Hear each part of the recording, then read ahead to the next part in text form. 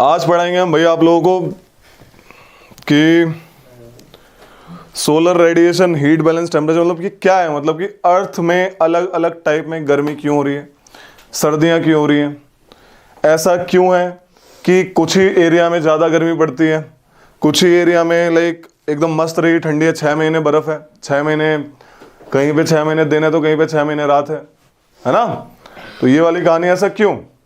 The one of the reason is, देखो rotation क्या होता है, जब अर्थ अपने एक्सिस पे घूमती है 24 आवर्स डे नाइट रोटेशन की वजह से होते हैं। समझ आता है इतना से? इतनी सी बात। रोटेशन, रेवोल्यूशन मतलब अर्थ अपने एक्सिस में घूमते घूमते सन के चक्कर लगाना, यानी 1 साल लेती है रेवॉल्व करने के लिए सन के अराउंड, ठीक है।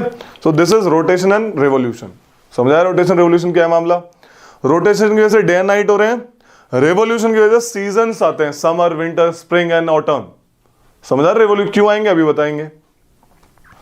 अर्थ जो है सीधी नहीं है, ऐसे लाइक ऐसे कोई बॉल मान लो और उसका एक्सेस सीधा नहीं है। Earth is little bit tilted, it is tilted. कितना टिल्टेड है? अर्थ के ऑर्बिट, जैसे ये अर्थ है, ये ऑर्बिट है और ये ऑर्बिटल प्लेन है, तो इसका 66.5 डिग्री बनाती है।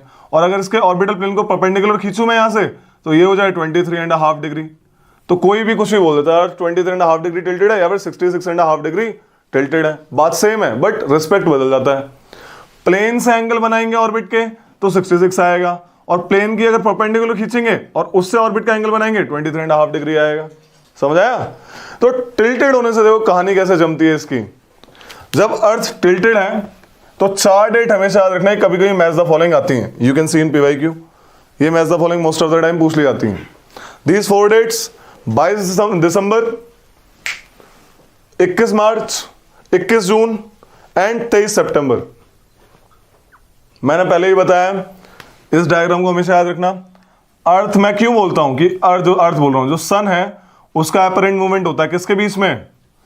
ये जो सन है आपका, ये अपरेंट मूवमेंट करता है किसके बीच में? नॉर्मल 23.5 डिग्री साउथ के और 23.5 डिग्री है ना, tropic of cancer and tropic of capricorn के बीच में इसका ये मूवमेंट होता है, इससे आगे नहीं जाता सन। रीजन टिल्ट, ये अपरेंट मूवमेंट है, घूमती अर्थ है, हमें ऐसा लगता है सन घूम रहा है, मतलब सन मामला जो है आगे पीछे हो रहा है। अपरेंट मूवमेंट कहते हैं इसको, ठीक है। अपरेंट मूवमेंट जो दिखता है हमें लेकिन हकीकत नहीं होती है, अपरेंट मूवमेंट, ठीक है। तो ऐसा क्यों बोला आज बताएंगे। सीन क्या होता है, अर्थ टिल्टेड है तो जब 21 यानी 22 दिसंबर होता है, लाइक दिसंबर से लेके चलते हैं, जहां ठंडी का मौसम लेके चलते हैं, 22 दिसंबर को नॉर्दर्न हेमिस्फीयर में इंडिया है ना, इक्वेटर से ऊपर नॉर्दर्न हेमिस्फीयर, इक्वेटर से नीचे सन हेमिस्फीयर। इंडिया में क्या है दिसंबर के time? Winters. Why so winters? Because इस टाइम पे जो आपका एक्सिस बनाता है, देखो ये ना, this is north pole, this is south pole, this is tropic of capricorn, this is equator, और ये ट्रॉपिक ऑफ कैंसर। समझ आ रही है? तो अर्थ सन वर्टिकली ओवरहेड रे फेंकता है किसके ऊपर? ट्रॉपिक ऑफ कैप्रिकॉर्न के ऊपर, ठीक है। इससे क्या होता है, आधी अर्थ को गर्म कर देता है, वो आधी अर्थ पे रोशनी जा रही है। समझ आ रही है? हल्की देख रहे हैं, बना दिया मैंने आधी अर्थ पे प्रॉपर रोशनी, लेकिन आधी अब टिल्टेड होने के कारण क्या होता है, देखो जब ये रोशनी तो जा रही है, नॉर्थ पोल आपका क्या है?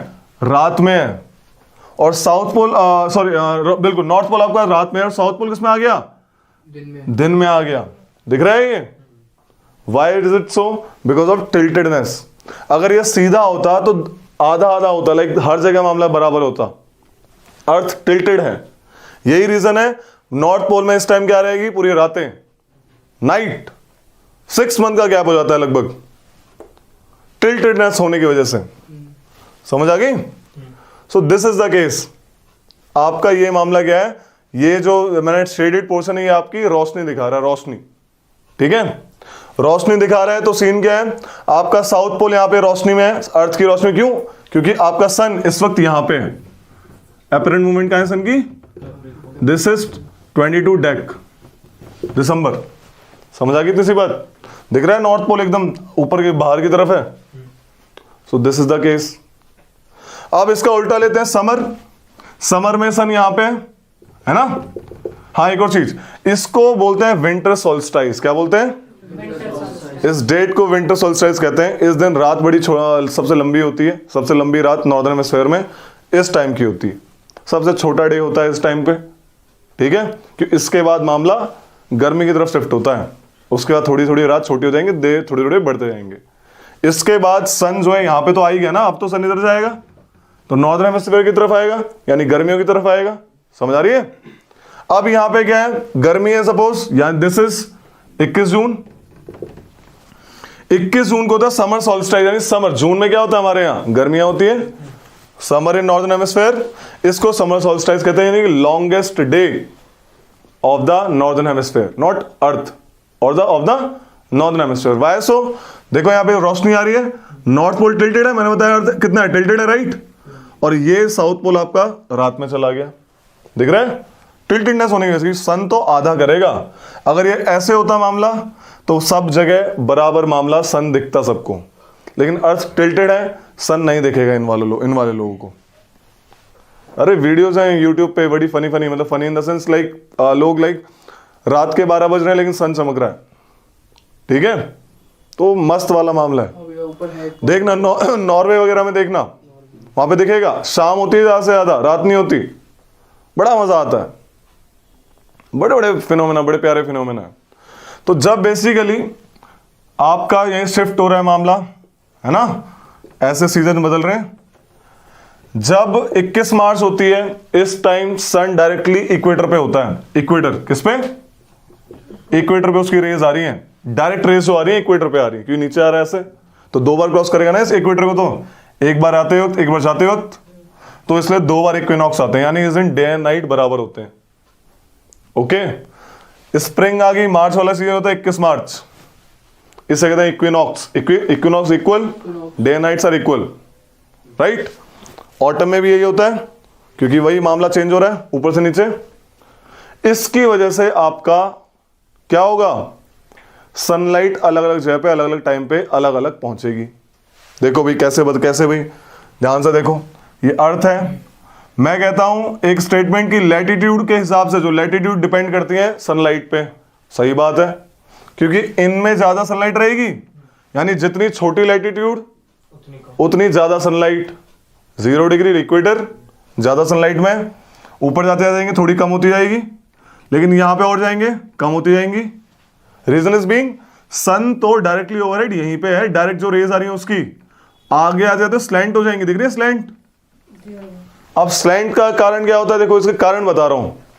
सीन क्या है, जब सन रेज डायरेक्ट चमक रही हैं तो कम एरिया पे चमकती हैं, कम एरिया पे सारी रेज आ गई तो ज्यादा हीटिंग करती है। अब यही रेज स्लैंट हो जाए तो ज्यादा एरिया में जाएंगी, इतनी सी पोर्शन, अब फैलती हैं, ज्यादा एरिया कवर करती हैं तो कम हीटिंग होती है। स्लैंट होगी ना, एकदम सूरज सर पे ही चमक रहा है, शाम को हो जाता है ना लगभग हल्का सा ठंडा मौसम, सूरज तो होता है कि स्लैंट हो जाता है, सूरज डूब रहा होता है उस टाइम, स्लैंट सनराइज, ठीक है भाई।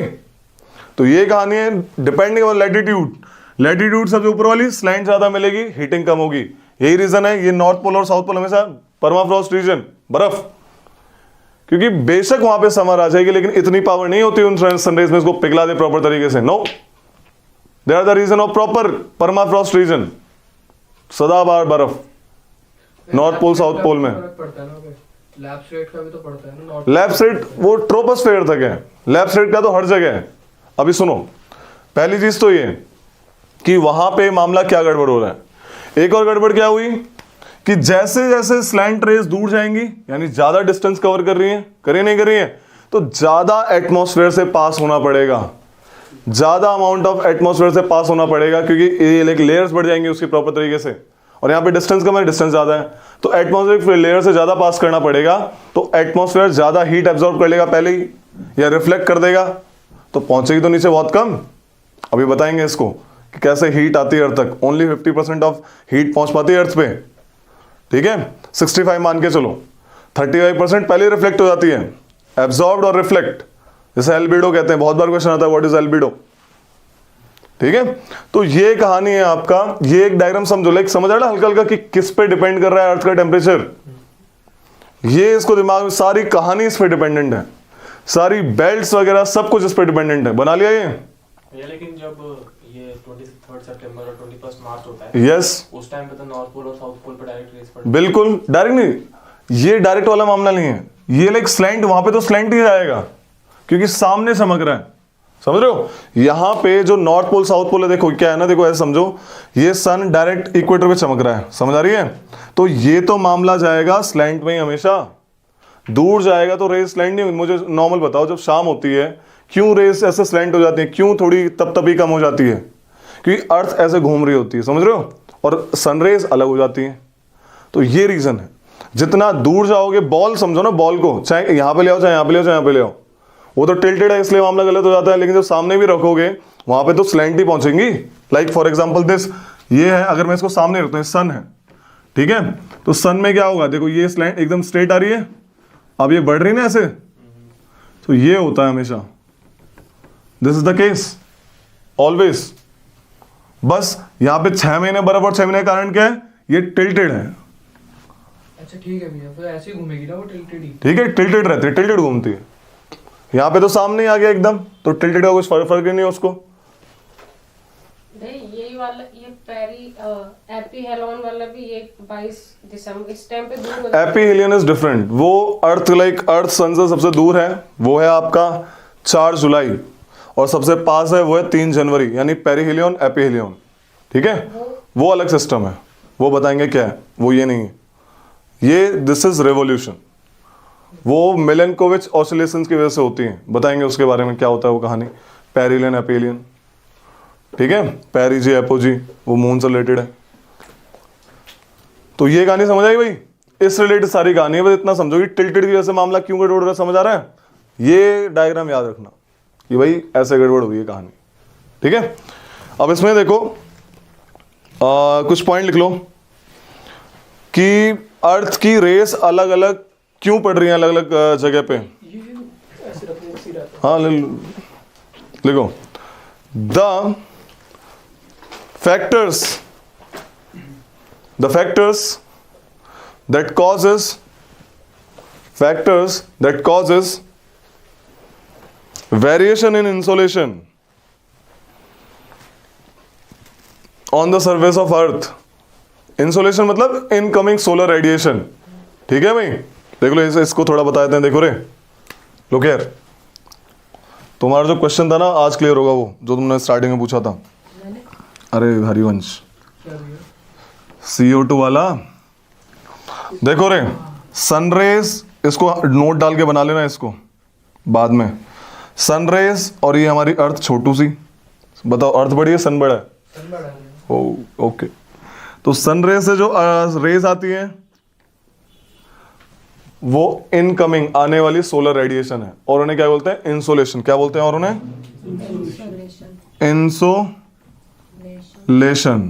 इंसोलेशन बोलते हैं, ठीक है।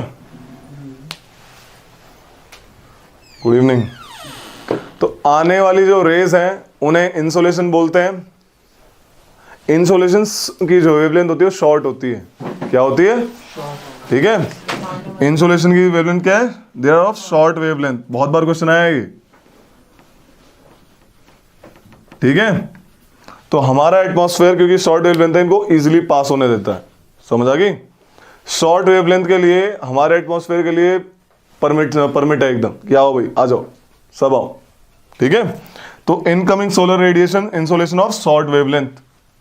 लेकिन जैसे ही ये अर्थ से टकराती है ना, ये सब अर्थ से टकराई, रिफ्लेक्ट हुई, है ना, गर्म किया जो भी किया, अर्थ से टकराने के बाद जो अर्थ अब अर्थ पे गिर रही है, अर्थ गर्म हो गई, अर्थ भी गर्म हो गई तो उसने भी रेडिएशन निकाली। तो वही है, चाहे रिफ्लेक्शन मान लो चाहे अर्थ की रेडिएशन निकाल रहे हो। अर्थ गर्म होने के बाद जो रेडिएशन निकालती है उसे कहते हैं लॉन्ग वेव रेडिएशन। क्या कहते हैं? Long wave radiation. तो अर्थ से रिफ्लेक्ट होकर जो निकली इंफ्रारेड रेज वो होती है लॉन्ग वेव रेडिएशन। अब कहानी आती है यहाँ पे, इतना समझो, अभी ग्रीन हाउस गैस बाद में करवाएंगे थोड़ा सा ना, इतना समझ लो, ठीक है। अर्थ से जो रेडिएशन निकलेंगी टकरा के या अर्थ को गर्म करके, वो कैसी टाइप की निकलेंगी? Long wave. सूरज से जो रेज आएंगी वो किस टाइप की होंगी? Short wave. तो इसको अलग से नोट डाल के लिख लेना। पहले इसको मैं जो लिखवा रहा हूँ वो लिख लो पहले, इसको बाद में लिख लेना।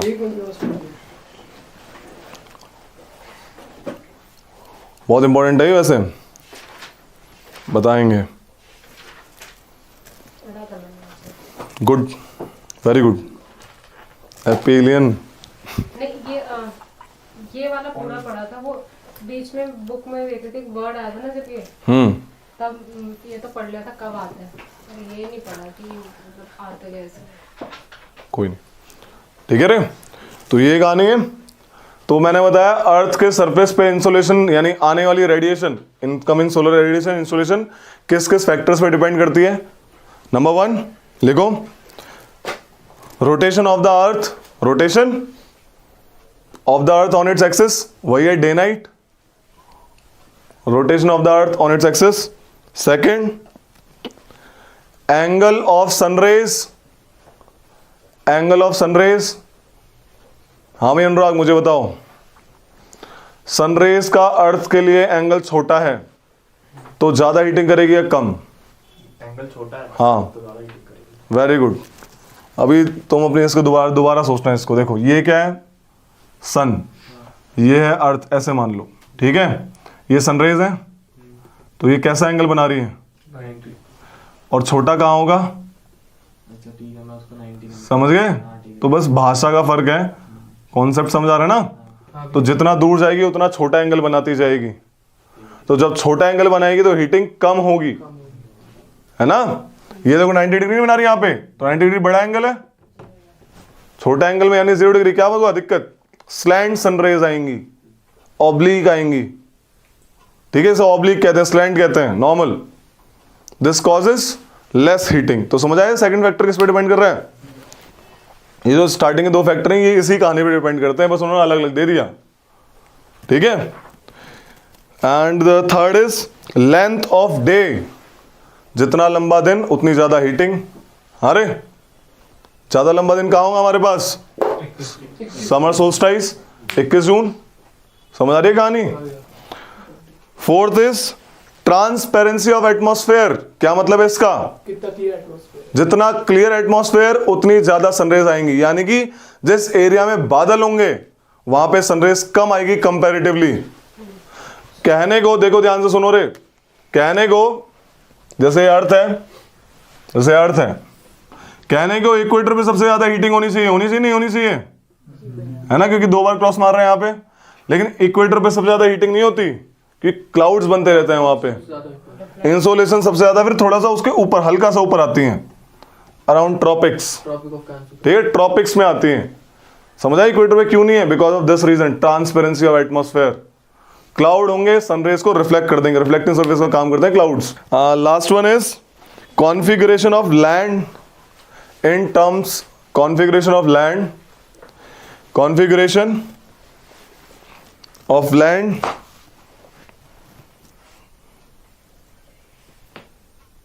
in terms of its aspect।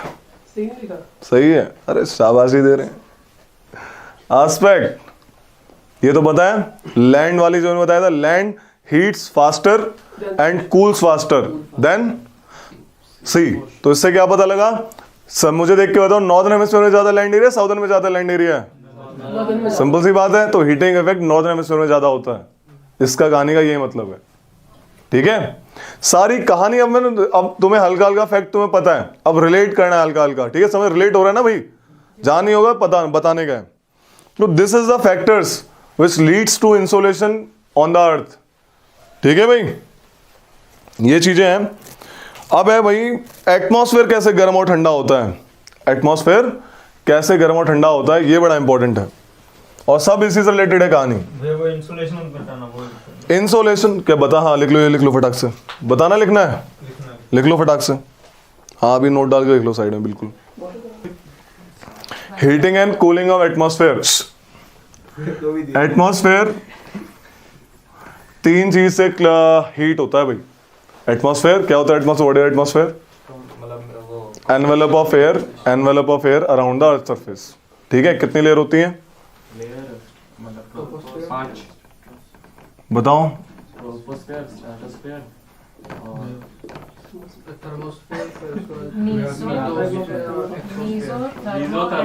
एक्सो। देखो यार एटमॉस्फेयर गर्म होता है 3 चीजों से, ये हमारी अर्थ और ये इसके साथ एटमॉस्फेयर। समझ आ गई? तो सीन क्या होता है? Conduction, what is conduction? Anybody? Science student?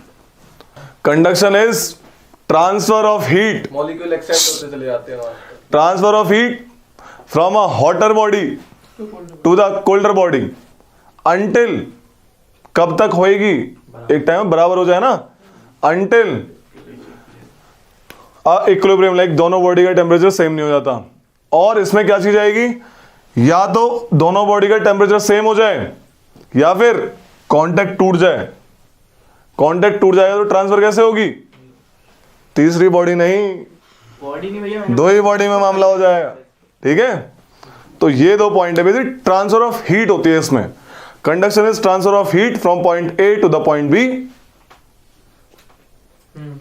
In a body. कब तक होएगी? जब तक दोनों बॉडी का टेम्परेचर सेम नहीं हो जाता या फिर दोनों बॉडी को अलग कर दो, एक को उधर चिनवा दो, एक को उधर चिनवा दो। ठीक है भाई? कंडक्शन बेसिकली एग्जांपल, पानी गर्म करते हो ना तुम फ्राइंग पैन में किसी भी बर्तन में, तो पानी क्या तुम आग लगाते हो पानी में? नो, आप आग लगाते हो फ्राइंग पैन में।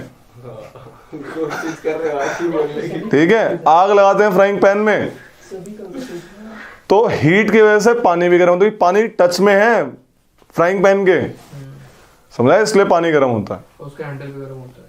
अरे वो पूरा ही गर्म होगा ना, वो तो इसलिए तो मैं बैकलाइट का लगाया है।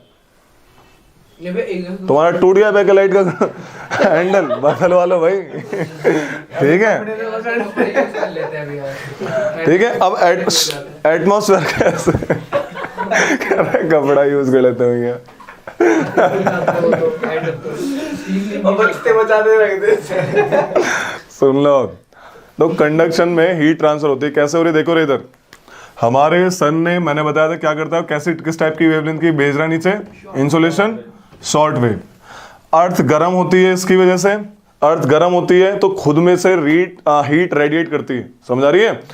तो उसके कांटेक्ट में लेयर है एटमॉस्फेयर की, ऑक्सीजन लेते रहते हो ना तुम लोग, तो कांटेक्ट में है ना अर्थ के, तो लोअर लेयर्स हीट्स मोर जो कांटेक्ट में है। समझाया? ये वाला मामला सेम है, कांटेक्ट में धरती के, तो वैसा टेम्परेचर होता है। समझ आ रही है? जैसे जैसे ऊपर आ रहे हैं लेफ्ट राइट कि नहीं पहुंचा पा रहा। समझ आ रही है कहानी? क्यों हो रहा है ऐसा? Because of this thing. Apart from this, अब है कन्वेक्शन। कन्वेक्शन में क्या होता है? देखो, इसमें बस हीट ट्रांसफर हो रही है, बस हीट गई भाई, वर्टिकल ट्रांसफर ऑफ हीट, ऐसा समझ लो। वर्टिकल हीट ट्रांसफर ऊपर की तरफ, लेयर्स की तरफ। कन्वेक्शन में हीट भी जाती है, मॉलिक्यूल्स भी जाते हैं। कभी पानी देखा है उबलता हुआ? वही समझ लो। ये सपोज नीचे की लेयर हीट हुई, ये इसके मॉलिक्यूल और हीटेड मॉलिक्यूल्स दोनों ऊपर की तरफ भागे। जब ऊपर की तरफ भागते हैं तो क्या होगा? ऊपर जाके गर्म है, ऊपर तो ठंडा है, तो उसको भी गर्म करते हैं। तो particles as well as heat जब दोनों ऊपर जा रही है, कन्वेक्शन बोलेंगे। Transfer of heat as well as molecules. Advection, ये वर्टिकल हो रहा है दोनों मामला, वर्टिकल ट्रांसफर। जब यही काम हॉरिजॉन्टल होगा, ट्रांसफर ऑफ हीट हॉरिजॉन्टली, इसको एडवेक्शन। जैसे लू चलती है ना, हॉरिजॉन्टल चलती है, ऐसे चलती है लू, देखो लू लूट रही है नो, ठीक है। Horizontal transfer of heat is called advection. इन तीन प्रोसेस से आपका एटमॉस्फेयर गर्म होता है। पता लग गया ऊपर जाते थे क्यों ठंडा रहता है मामला? क्योंकि जितना पास कांटेक्ट में रहेगा, वही वाली बात है। ध्यान से देखो, अब ये मैंने एक रॉड है, सपोज मैंने इसको कैंडल से यहां पे गर्म किया इसको, तो जितना ज्यादा मामला दूर रहेगा उतना लेट गर्म होगा, ये ज्यादा जल्दी गर्म होगा, कंडक्शन वाली चीज। समझ आ रही है? तो यही वाला मामला इनके साथ भी होता है with altitude. This is 3 process, लिख लो।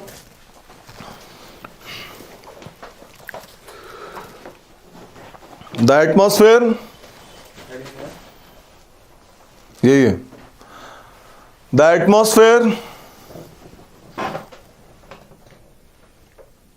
Is heated by three processes, conduction, convection, advection. ठीक है भाई।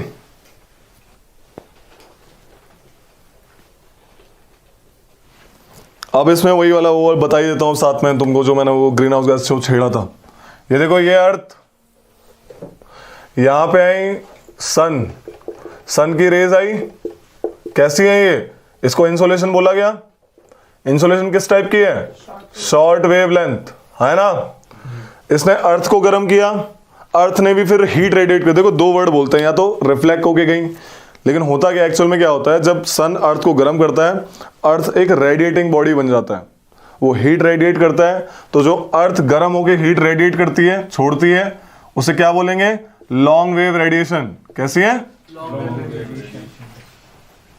अब हमारे पास एटमॉस्फेयर है, और एटमॉस्फेयर में डिफरेंट डिफरेंट टाइप की गैस, जिसमें कुछ आती हैं GHG, ग्रीन हाउस गैसेस। क्या? कौन कौन सी होती हैं? CO2, वाटर वेपर, N2O, और CH4, और ओजोन, CFCl, क्लोरोफ्लोरोकार्बन, है ना, HFCs।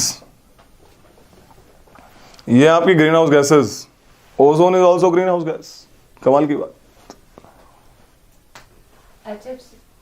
Hydrofluorocarbon, chlorofluorocarbon. ठीक है, तो कहानी क्या है, ये ग्रीन हाउस गैसेस हैं। ग्रीन हाउस गैसेस की क्वालिटी होती है भाई, दे आर ट्रांसपेरेंट, यानी पास होने देती हैं इनकमिंग सोलर रेडिएशन को, जो शॉर्ट वेवलेंथ की होती हैं, लेकिन लॉन्ग वेव रेडिएशन को ट्रैप कर लेती हैं। अच्छी हैं, ये नहीं होती तो अर्थ में जितनी हीट आती उतनी निकल जाती, तो मून की तरह मामला रह जाता, दिन में एकदम गर्म और रात में एकदम ठंडा, रहने लायक जगह नहीं होती। ये हैं तो हीट ट्रैप कर लेती हैं, तो जितना ह्यूमन को एक प्रॉपर टेम्परेचर चाहिए उतना है, तो इसलिए हेल्पफुल है हमारे लिए। लेकिन इन्होंने कर दिया आजकल ग्लोबल वार्मिंग, इसे कहते हैं ग्रीन हाउस इफेक्ट। क्या होता है ये? कि भाई आपकी हीट ट्रैप हो। ग्रीन हाउस इफेक्ट क्यों बोला? अमाउंट से ज्यादा हीट रुक रही है। क्योंकि पोलर एरियाज में, ठंडे इलाके में हीट कैसे ट्रैप करेंगे? सन तो उगेगा नहीं ज्यादा, मतलब सन तो ज्यादा रेस देगा नहीं, तो क्या करते हैं वो लोग खेती करने के लिए फील्ड पे हो कांच से यानी पन्नी से ढक देते हैं, ठीक है, और फिर पेड़ पौधे उगाते हैं। भैया कहाँ पे वो करते हैं? पोलर एरिया, पोलर नहीं कहे, कोल्डर एरियाज, कोल्डर एरियाज, ठीक है, क्योंकि वहीं पे तो दिक्कत है सनलाइट की, प्लेन से थोड़ी करेंगे, है ना, वहां पे तो है ऑलरेडी, जितना चाहिए उतना लो। तो वहां पे क्या करते हैं, आपकी सनरेज आती है और ये पन्नी काम करती है ग्लास चैम्बर, ये ग्लास चैम्बर जरा काम करता है और हीट अंदर आ जाती है, इसे कहते हैं ग्रीन हाउस। यहां से नाम पड़ा इसका ग्रीन हाउस इफेक्ट, कि ये ग्रीन हाउस इफेक्ट जो कर रही है इसको सिमिलर माना गया कि ये रियल में होता है, लेकिन ये नेचुरली हो रहा है आजकल, मतलब ये नेचुरली होता है, ठीक है। जैसे बेस्ट एग्जांपल, कभी कार देखना, धूप में खड़ी है, खोला दरवाजा, बाहर इतना नहीं था, अंदर एकदम हीट, सर्दियों में तो मजा आता है, गर्मियों में उतने ही तप जाते हैं, एसी भी काम नहीं करता, ठीक है। तो ये अच्छी चीज है, होना चाहिए ग्रीन हाउस इफेक्ट, अच्छी चीज है। सुनो, हाँ बोलो। निकलती कैसे है? जो आपने बताया कांच का वो है जो बना रखा है, उसमें वो रेडिएशन निकलती कैसे है? निकली नहीं ना, इन्होंने ट्रैप कर ली, ट्रैप कर ली, तभी तो गर्म हो रहा है मामला यहाँ पे, ये तो बता रहा हूँ, इन्होंने ट्रैप कर ली तो यहाँ पे मामला गर्म है, तो उनको जब बाहर है माइनस में टेम्परेचर, तो अंदर पॉजिटिव ले आते हैं ताकि ये फसल उग सके, वरना जम जाएगी ना, इसे ग्रीन हाउस इफेक्ट कहते हैं। तो ये सही चीज है, बट वह निकलती भी तो होगी ना फिर धीरे धीरे, क्योंकि अगर इस तरह से तो टेम्परेचर बढ़ते चला जाएगा। Very good. ये इतनी है, देखो थिनिंग और थिकनेस पे डिपेंड करता है, वही बता रहा हूँ, इस तरह से टेम्परेचर बढ़ कैसे रहा है, वही बताओ क्लाइमेट चेंज क्यों हो रहा है। एक प्रॉपर रिक्वायर्ड अमाउंट में हमारे पास गैसेस हैं कि इतना है, थोड़ी सी पास भी होने दे रही है और थोड़ी सी रख भी रही है, लेकिन ग्रीन हाउस गैसेस की मात्रा बढ़ती जा रही है, जिसके कारण क्या हो रहा है, वो हर एक रेस को ट्रैप कर रही है, जाने नहीं दे रही, और इसका कारण क्या है, ग्लोबल वार्मिंग, इससे बढ़ रही है ग्लोबल वार्मिंग। समझ आया अब कि इनकी थिकनेस बढ़ रही है बार बार। CO2 इतनी हो गई है कि भाई कोई भी छोटी सी भी पहुंचे ट्रैप कर लिया, समझ आ गई? तो दिस इज ग्लोबल वार्मिंग का मेन कारण। GHGs ग्रीन हाउस गैसेस बढ़ रही हैं एटमॉस्फेयर में, this leads to global warming phenomena. Gas का नाम आता है सीधा सीधा, ये सीधा आता है फटाक से, ये टिक मार दो, ठीक है। मीथेन बहुत इंपॉर्टेंट गैस है, सबसे ज्यादा क्वांटिटी में कौन सी है? ठीक है, गूगल पे वाटर वेपर भी दिखा रहा है आजकल, गूगल पे वाटर वेपर भी दिखा रहा है, लेकिन एनसीईआरटी इसको कहती है, तो मेरे हिसाब से तो यही करना, फिर CO2 करना। क्योंकि सर जो ये वाटर वेपर है ये वेरी करता है, जैसे अगर आज सूरज निकलेगा तो क्योंकि तुमने वो पढ़ा है ना गैसेस की कंपोजिशन, NOAC याद है ना, CO2, दिस इज दिस, तो इसलिए इसको मानते हैं। ये वाटर वेपर गूगल पे दिखा रहा है, पता नहीं क्यों, देखेंगे उसको। अंटिल दैट CO2 के बारे में तो दिक्कत होती है आजकल कि भाई कार्बन डाइऑक्साइड बढ़ रही है, व्हीकल कम करो, है ना। मीथेन कौन सा है? CH4 भाई क्या है बे? अच्छा, you are in arts. Methane का formula, uses of methane, biogas. बिल्कुल सही बात है। और ओए भैया वो पूछ रहा क्वेश्चन का। शांत रहो, भी धुलाई हो जाएगी। हाँ भाई, मतलब हमारे उसमें भी होता है ना मीथेन, जैसे कि कोई फ्यूल की तरह भी यूज होता है। it is a very big, like it is what? It is a natural gas. Methane is a natural gas. Biogas से मीथेन निकलती है। CNG क्या है उसमें? मीथेन ही तो है, compressed natural gas CNG। What is LPG? Cylinder. कौन सी gas होती है उसमें? Butane and propane. जब एक एग्जांपल है तो ब्यूटेन लगाना, दो पूछे वन ऑफ द मोड तो प्रोपेन एंड ब्यूटेन दोनों होती हैं। समझ आ गई? ये भी लिख लो सर, नोट ये था, फैक्ट है, नोट करके डाल लिया करो। ये क्या था? ब्यूटेन एंड प्रोपेन, ठीक है, ब्यूटेन एंड प्रोपेन, तो ये गाने हाँ LPG में होती है। लेकिन LPG एक ओडोरलेस गैस है, कोई इसमें खुशबू नहीं होती, कोई स्मेल नहीं है। तो LPG जब लीक होती है स्मेल तो आती है ना। किसकी स्मेल होती है वो? सर में प्रोपेन की, नहीं इथाइल मरकप्टन। हाँ, क्या उसमें, ताकि कहीं गैस लीक हो रही हो LPG, कहीं डिजास्टर ना हो जाए, फटफटा ना जाए, उसमें एक एजेंट मिलाते हैं इथाइल मरकप्टन। उसका नाम बहुत बार आता है, कौन सा एजेंट मतलब मिलाते हैं, समझ आ गई? ये कहानी इथाइल मरकप्टन। अरे CNG में कौन सी गैस है? CH4 methane. मीथेन कहाँ से निकलती है? ये करवा दूंगा वैसे आगे भी, अभी लिख ही लो साथ में। वेरी गुड, कावडंग लिख लो इसको, सोर्सेज ऑफ मीथेन। जहां पे दलदल जैसा एरिया होगा ना, मिट्टी और पानी और ये सब, जहां पे दलदल जैसे वेटलैंड बोला था मैंने, वहां से मीथेन निकलेगी। जैसे राइस फील्ड लिख लो, राइस फील्ड से निकलती है मीथेन के सोर्सेज बता रहा हूँ कहां से निकलते हैं। बायोगैस, पावर प्लांट, आपकी राइस फील्ड, हाँ पावर ना, पावर जो एनर्जी सोर्स है वो बायोगैस। काव के र्यूमेन से, काव चेविंग करती है, कडलिंग वो कडिंग, तो उससे निकलती है कडिंग जुगाली। ये तो खैर साइड में बता दिया, ठीक है। जी समझ आया? हाँ रे, क्लियर हुआ? CO2। हाँ भैया हो गया। तो ये कहानी है। एक हीट बजट है, हीट बजट कि जितना आता है उतना चला जाता है, जितनी सनराइज आती है उतनी जाके निकल जाती है। देखो कैसे क्या मामला होता है, देखो हीट बजट हेडिंग डाल लो, इसमें है एल्बेडो, ब्रूम ब्रूम, ठीक है। एल्बेडो इफेक्ट बताएंगे,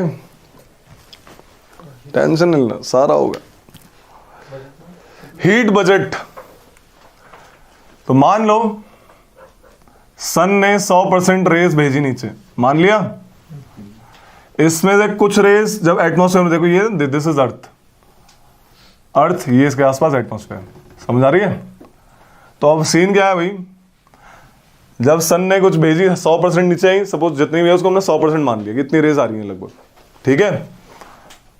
इसमें से क्या होती है, कुछ रेज आने से पहले ही रिफ्लेक्ट हो जाती हैं, अर्थ तक पहुंच ही नहीं पाती, रिफ्लेक्ट, और कुछ वेव्स अर्थ में आके एब्जॉर्ब होती हैं, ठीक है भाई। जो आने से पहले ही अर्थ तक पहुंच ही नहीं पा रही हैं, रिफ्लेक्ट हो जा रही हैं, because of clouds, because of ice sheets, because of permafrost region, because of dust particle in the air, water vapour, इनसे रिफ्लेक्ट हो रही है। समझे कैसे रिफ्लेक्ट हो रही है? रिफ्लेक्टिंग सर्फेस चाहिए होगा, जैसे क्लाउड्स, जैसे कि ice sheets, glaciers, permafrost regions, dust, water vapour, इन सब से जो रिफ्लेक्ट होके जा रहा है मामला ऊपर, जो नीचे आ ही नहीं रहा, उसे कहते हैं रिफ्लेक्टेड, और मामला उसे कहते हैं एल्बिडो। ये लगभग 35% होता है, कितना? इसे एल्बिडो इफेक्ट कहते हैं। जो नीचे पहुंच ही नहीं पाया, reflected by clouds, dust particle, water vapour, permafrost region, perma मतलब जो सदाबहार आइस में रहे, जैसे नॉर्थ पोल, साउथ पोल,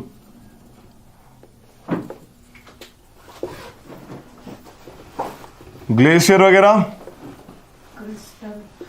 आइस, तो जो भी रिफ्लेक्टिंग सरफेस हो 35%। क्या समझा? भाई आज तक तो आ रही है ना एक तरह से। आइस सीट्स धरती पे नहीं पहुंच रही, ऐसा समझो, समझ गया था, ऐसा डाउट आएगा, ठीक है। धरती पे टच नहीं हो रही, रिफ्लेक्ट हो गई, एब्जॉर्ब नहीं हो रही, बेसिकली रिफ्लेक्ट हो गई ना, absorb word is absorb, reflect मार गई, ठीक है। अब ये कितनी, ये 35 यहां पे हो गई, तो यहां पे कितनी बची? 65% एब्जॉर्ब होती है। 65 में से मामला बढ़ जाता है 51, बचा कितना? 14%, ठीक है। तो ये these are absorb by atmosphere, ये एटमॉस्फेयर ने खुद ने एब्जॉर्ब कर ली, ठीक है भाई। और इन जो गैसेस हैं एब्जॉर्ब करती हैं, मैंने बताया दूर दूर जाएंगे, एयर से पास होगी रेज, तो ऊपर लाइक सैंड रेज जो है वहां पे हीटिंग ही नहीं कर पाएंगी, एब्जॉर्ब होगी ना यहाँ पे। और 51% जाती है अर्थ के पास, अर्थ को गर्म कर दिया, अच्छे तरीके से गर्म कर दिया प्रॉपर, ठीक है। अब अर्थ से वापस भी जाना है इनको, मैंने क्या बताया, जितनी आएंगी उतनी जाएंगी, 100% आएंगी 100% जाएंगी, ठीक है। अब 51% को देखो, ठीक है। अब ये जाने वाला पार्ट बता रहा हूं, ये तो आ गया, जाने वाला पार्ट समझो।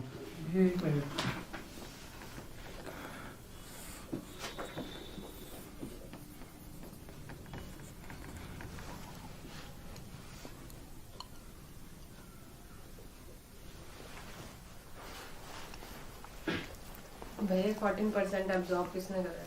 पार्ट कहाँ पे? एटमॉस्फेयर। और ये अर्थ सरफेस, ये अर्थ सरफेस, ये 14% और ये 51%, समझ आ गई? अब समझ आया? हाँ भैया, वो भी तो गर्म हो रहा है तो। सिंपल सी बात, ओके। अब देखो सीन क्या है, अब अर्थ तक आ गया, अब वापस भी जाएंगी, मैंने बताया 17% जो मामला है, 17% जो मामला है, जो अर्थ के पास जो हीट आई है 17%, वो डायरेक्टली रेडिएट हो जाता है स्पेस में। कहां पर रेडिएट हो गया? स्पेस में भेज दिया सीधा सन के पास, रेडिएटेड बैक टू स्पेस। तो ये रिफ्लेक्ट नहीं हुआ? रिफ्लेक्ट हो गया ना basically, radiated back to space, radiated क्या? उधर वाले रिफ्लेक्ट में कितने आएंगे? वो तो चला गया ना पहले ही, ये 35 वो पहुंच नीचे नहीं आया, वो तो अलग है। अभी 51% का बता रहा हूं, अभी आगे 100% करेंगे, देखो कैसा आएगा बता रहा हूं, ध्यान से सुनो। भैया ये आई हीट ही है ना, हीट आई गरम सनरेज हीटिंग, हाँ गरम किया हाँ और फिर सीधी ऊपर चली गई, हाँ ये है। हाँ, ये यहाँ तक आई गरम, यहाँ तक गरम हो गया मामला, ठीक है। अब ऊपर भी जाएंगे ना, मैंने बताया कि जितनी आती है उतनी चले जाती है, ठीक है। तो मामला क्या हुआ, 17% जो नीचे आया रिफ्लेक्ट करके वापस वो रेडिएट बैक कर दिया, और जो बाकी बचा, कितना बचा, 34%, ये रेडिएट होता है। लेकिन पहले रेडिएट होने से पहले एटमॉस्फेयर के पास जाता है। जैसे अर्थ से रेडिएट हुआ, नहीं पहले इसको एटमॉस्फेयर ने एब्जॉर्ब किया, समझ आया। इसको एटमॉस्फेयर के वाया, जो वाया वर्ड है ना, this train goes from Delhi Cantt to Ahmedabad via, तो वाया एटमॉस्फेयर ये जाता है मामला। तो बेसिकली इसको एटमॉस्फेयर दोबारा एब्जॉर्ब कर रहा है पहले भेजने से पहले, ठीक है, 34%, और मामला वापस चला गया। अब ध्यान से सुनना था, कैलकुलेट करते हैं। अब देखो, ये है आपका एटमॉस्फेयर, मुझे देख के बताओ एटमॉस्फेयर ने एब्जॉर्ब कितना किया है टोटल, 48 दिख रहा है साफ साफ, 14 यहाँ का और 34 यहाँ का, है ना। तो 48 एब्जॉर्ब है एटमॉस्फेयर के पास, इतनी बात समझ आ रही है। ये क्वेश्चन आता है बहुत बार कि अर्थ का हीट बजट में एटमॉस्फेयर कितना % एब्जॉर्ब करता है, 48। अब 48 ऊपर चला गया मामला, अब 48 प्लस कितना 17 कितना हो गया, 65 हो गया, है ना। ये 48 है ना, और ये 17, यही तो है मामला 3, इसमें बढ़ गया नहीं तो इसमें आ गया कितना, 65 हो गया, तो 65 पार, और ऊपर 35 तो है ही, हो गया 100%, जितना आया उतना चला गया, ठीक है। This is heat budget. Normal ये क्यों समझाया, ताकि आपको एल्बिडो क्लियर हो कि एल्बिडो मामला है क्या, ठीक है। और क्वेश्चन कहाँ पूछता है कि एटमॉस्फेयर ने कितना एब्जॉर्ब किया, ये एब्जॉर्ब वाला एटमॉस्फेयर का, क्योंकि ये वाया होते हुए जा रहा है तो एब्जॉर्ब्ड है ना। कहीं तो कंज्यूम हुआ होगा ना, ये प्लांट्स में हमने। बाकी थिंग्स रिमेन कांस्टेंट, तब बता रहा हूं मैं कि क्या क्या कहानी होती है। अब तो ग्रीन हाउस इफेक्ट बढ़ रहा है, हीट बढ़ रही है, जितना आ रहा है उतना शायद दिक्कत आ रही है। तो दिस इज हीट बजट, अलग अलग फॉर्म में जाएगा ही जाएगा। देखो वही है ना, energy can neither be created nor be destroyed but can be change from one form to another. तो अलग अलग फॉर्म में चला ही जाएगा वो कैसे भी करके, बस फॉर्म्स बदल जाती हैं, कुछ हार्मफुल फॉर्म होती हैं, कुछ यूजफुल होती हैं। ये कहानी है। एल्बिडो याद रखना है, एल्बिडो समझाया, रिफ्लेक्टिंग बेसिकली, पहुंच ही नहीं पाया तो लिखो रे, पहले इसमें लिख लो कि टेम्परेचर डिस्ट्रीब्यूशन की अलग अलग एरिया में टेम्परेचर कैसे जा रहा है उस पर भी डिपेंड करेगा ना। इंसोलेशन तो पता लग गई कैसे कैसे आ रही है, अब टेम्परेचर हाई और लो कैसे होगा किसी भी एरिया का वो देख लो। लिखो factors controlling temperature distribution.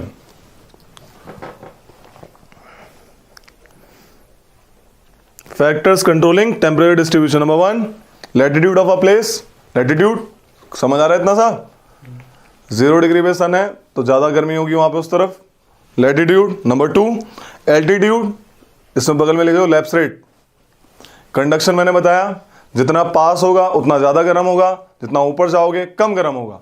Lapse rate की वैल्यू क्या होती है, -6.5 डिग्री सेल्सियस पर किलोमीटर, लिख लेना इसको भी। थर्ड डिस्टेंस फ्रॉम सी, क्या रे मॉडरेटिंग इन्फ्लुएंस ऑफ द सी पढ़ाया था, डिस्टेंस फ्रॉम सी। एक है फोर्थ पे आ जाओ, presence of warm and cold ocean current, presence of warm and cold ocean current, ये बता देते हैं अभी, warm and cold ocean current. And fifth is local aspect, local aspect वही है कुछ लोकल, अपना लोकल वाला मामला, उनके अलग अलग कि भाई इस एरिया में कौन सी विंड चलती हैं, अपना लोकल वाला, लोकल एस्पेक्ट्स, ठीक है। अब एक नया टॉपिक, इन्वर्जन ऑफ टेम्परेचर। क्या है inversion of temperature?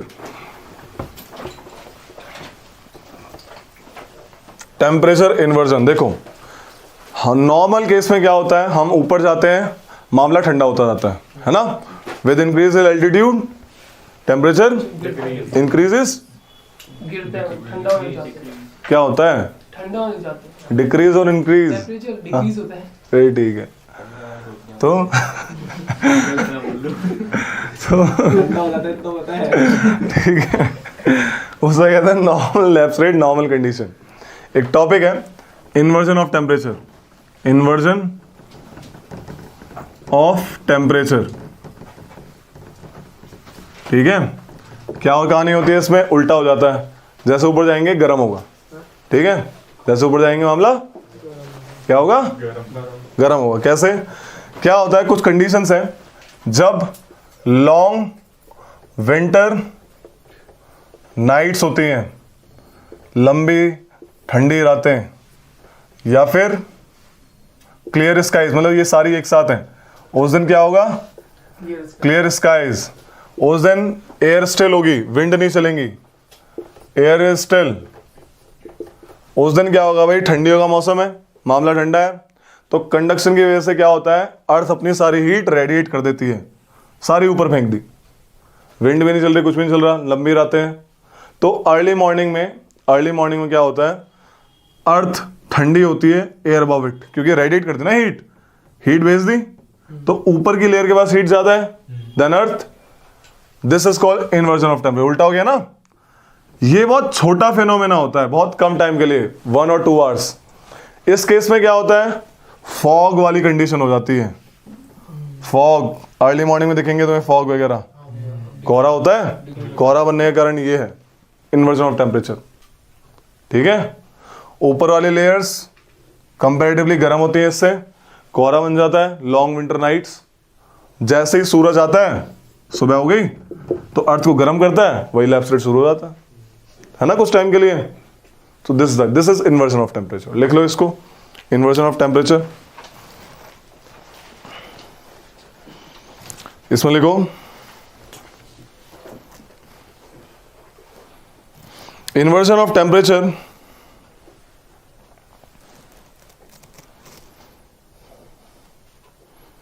is usually a short duration, is usually occur for short duration. Line change करो और लिखो a long winter nights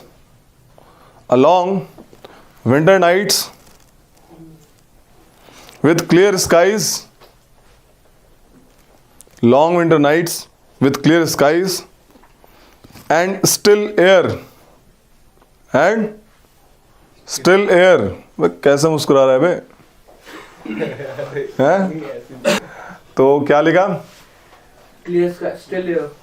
long winter nights with clear skies and still air is ideal situation for inversion. Okay,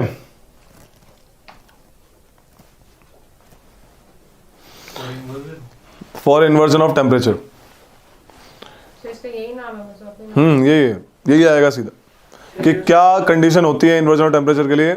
बढ़िया condition क्या होती है, गांधी जी होने चाहिए। Long winter night, clear sky and still. ठीक है, तो लिख लो इसमें कि in early morning hours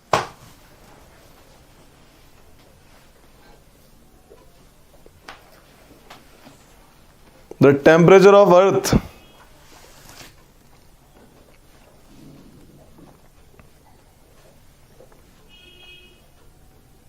is comparatively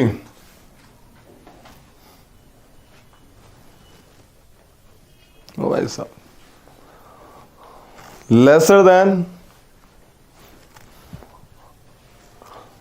the air above it,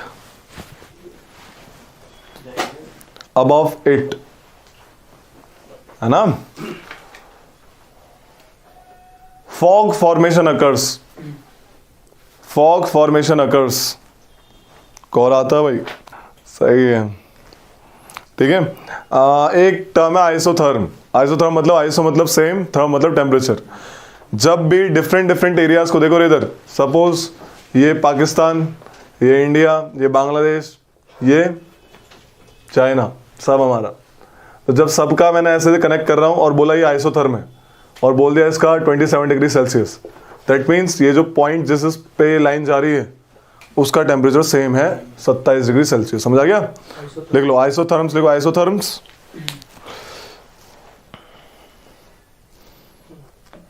Isotherms are the lines joining the places of equal temperature.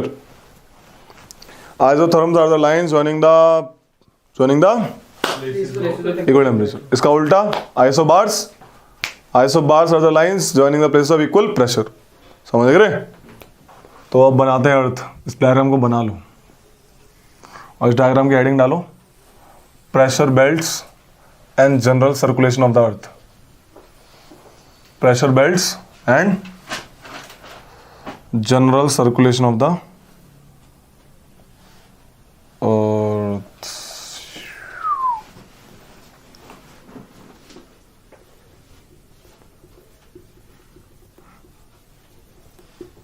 Equatorial low pressure, इसे सब ट्रॉपिकल हाई, सब ट्रॉपिकल हाई, इसे सब पोलर लो, सब पोलर लो, इसे पोलर हाई, है ना? Polar high. Same चीज नीचे रिपीट होगी, ठीक है भाई? सब ट्रॉपिकल हाई, सब पोलर लो,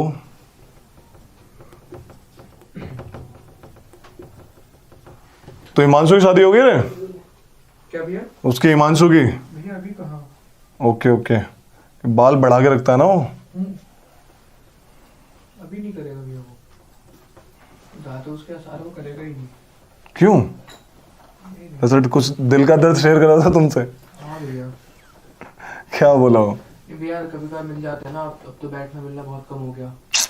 पहले जब अभी बीच में बैठे थे होली पे लास्ट, तो भाई तो ज़्यादा ही बह गया था फ्लोट पे। तो बहुत सारी बातें बोली, कह रहा भाई नहीं है अब भरोसा किसी।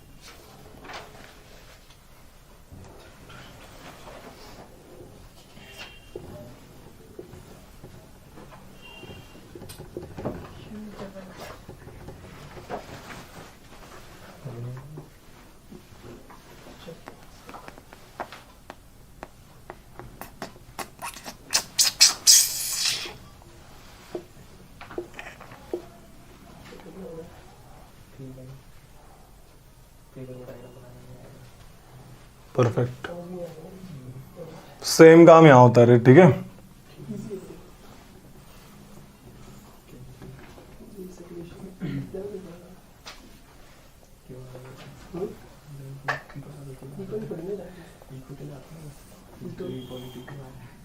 ओए बना दो शांति से। FERREL, ferrel cell, CELL।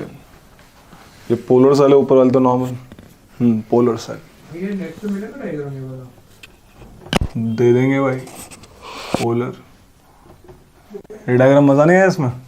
ले भैया मैं ऐसे पूछ रहा हूँ ना। देंगे मिल जाएगा, नेट पे सब मिल जाता है।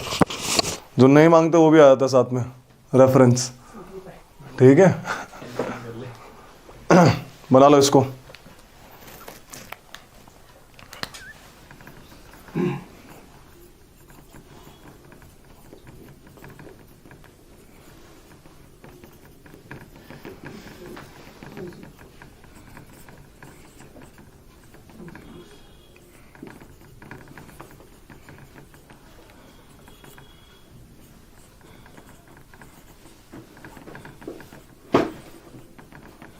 ये इक्वेटर की दोनों तरफ जो लाइन है डॉट वाली, वो वही है क्या? इक्वेटोरियल लो, ठीक है? देख लो रे, अब ये बता देता हूँ क्या है।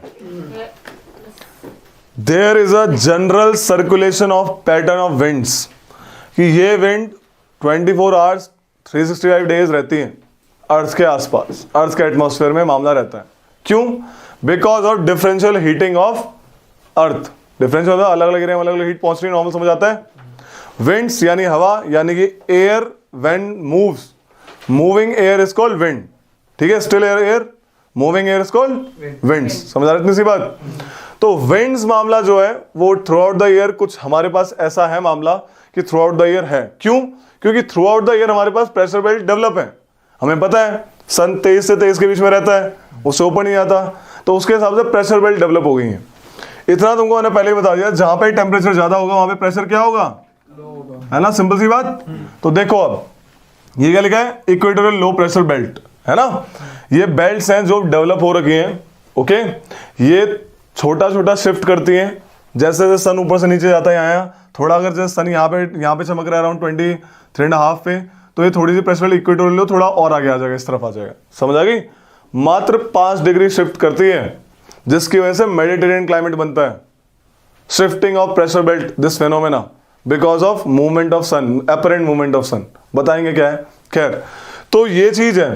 तो जब देखो ध्यान से, मैंने तुम्हें पहले ही बताया कि इस एरिया में हीट ज्यादा होती है, हीट ज्यादा होगी तो कैसा प्रेशर होगा, लो प्रेशर। समझ आ रही है? तो यहां की एयर क्या करती है, लो प्रेशर होने के कारण एसेंड करती है, ऊपर जाती है, उठती है, एसेंड हवा में उठती है, ऊपर जाती है, ऊपर जाके ये they try to go to the polewards, ठंडी हो गई। देखो क्या सीन क्या हो रहा है, कन्वर्जेंस होना है। देखो यहां पे क्या हुआ, इक्वेटर पे क्या हो रहा है, देखो ये क्या कहते हैं इसको, ये विंड की डायरेक्शन है। तो विंड आती है, कन्वर्ज होके ऊपर उठती है, समझ आ गई, ऊपर होके डाइवर्ज हो जाती है। क्यों? यहां पे एयर टेम्परेचर क्या है, कम हो गया, ठंडी हो गई, विंड्स डाइवर्ज होने लगी। डाइवर्ज होने लगी तो एक पॉइंट आता है कि वो इतनी ज्यादा ठंडी हो जाती है, इतना ज्यादा उनका मामला होता है कि वो एक टाइम क्यों आया ऐसा, कि they are diverging in different latitudinal area. In different latitudinal area, देखो ये उठी यहां से दूर जा रही है, तो यहां पे जो कि 30 डिग्री नॉर्थ है, यहां पे हाई प्रेशर है comparatively to this is called sub tropical high pressure belt because of this phenomena only. Comparatively यहां पे हीट ज्यादा है, यहां पे कम है, तो इसलिए हाई प्रेशर डेवलप्स। किस एरिया में है ये, 30 डिग्री नॉर्थ। इसे हॉर्स लैटिट्यूड भी कहते हैं। इस लैटिट्यूड नाम क्या है, इस लैटिट्यूड को हॉर्स लैटिट्यूड भी कहते हैं। हॉर्स लैटिट्यूड 30 डिग्री नॉर्थ बोल लो या फिर 30 degree south, they are called horse latitude. तो हॉर्स लैटिट्यूड पे आके ये गिरती है एयर, और जब ये नीचे गिरती हैं दे डाइवर्ज। देखो इधर आना चाहिए था इसको ऐसे, दिख रहा है, आना चाहिए था इसको सीधा, सीधा आना चाहिए था, लेकिन this because of Coriolis force, coriolis force is a force which is generated due to rotation of the earth. ठीक है, अर्थ के रोटेशन से एक फोर्स लगती है जिसे कहते हैं कोरियोलिस फोर्स। समझ आ गई? इतनी समझ आ रही है? कोरियोलिस फोर्स ये जनरली ज्यादा होती है पोल पे, it is perpendicular to latitude. Coriolis force is क्या बोलते हैं उसको, directly proportional to latitude angle.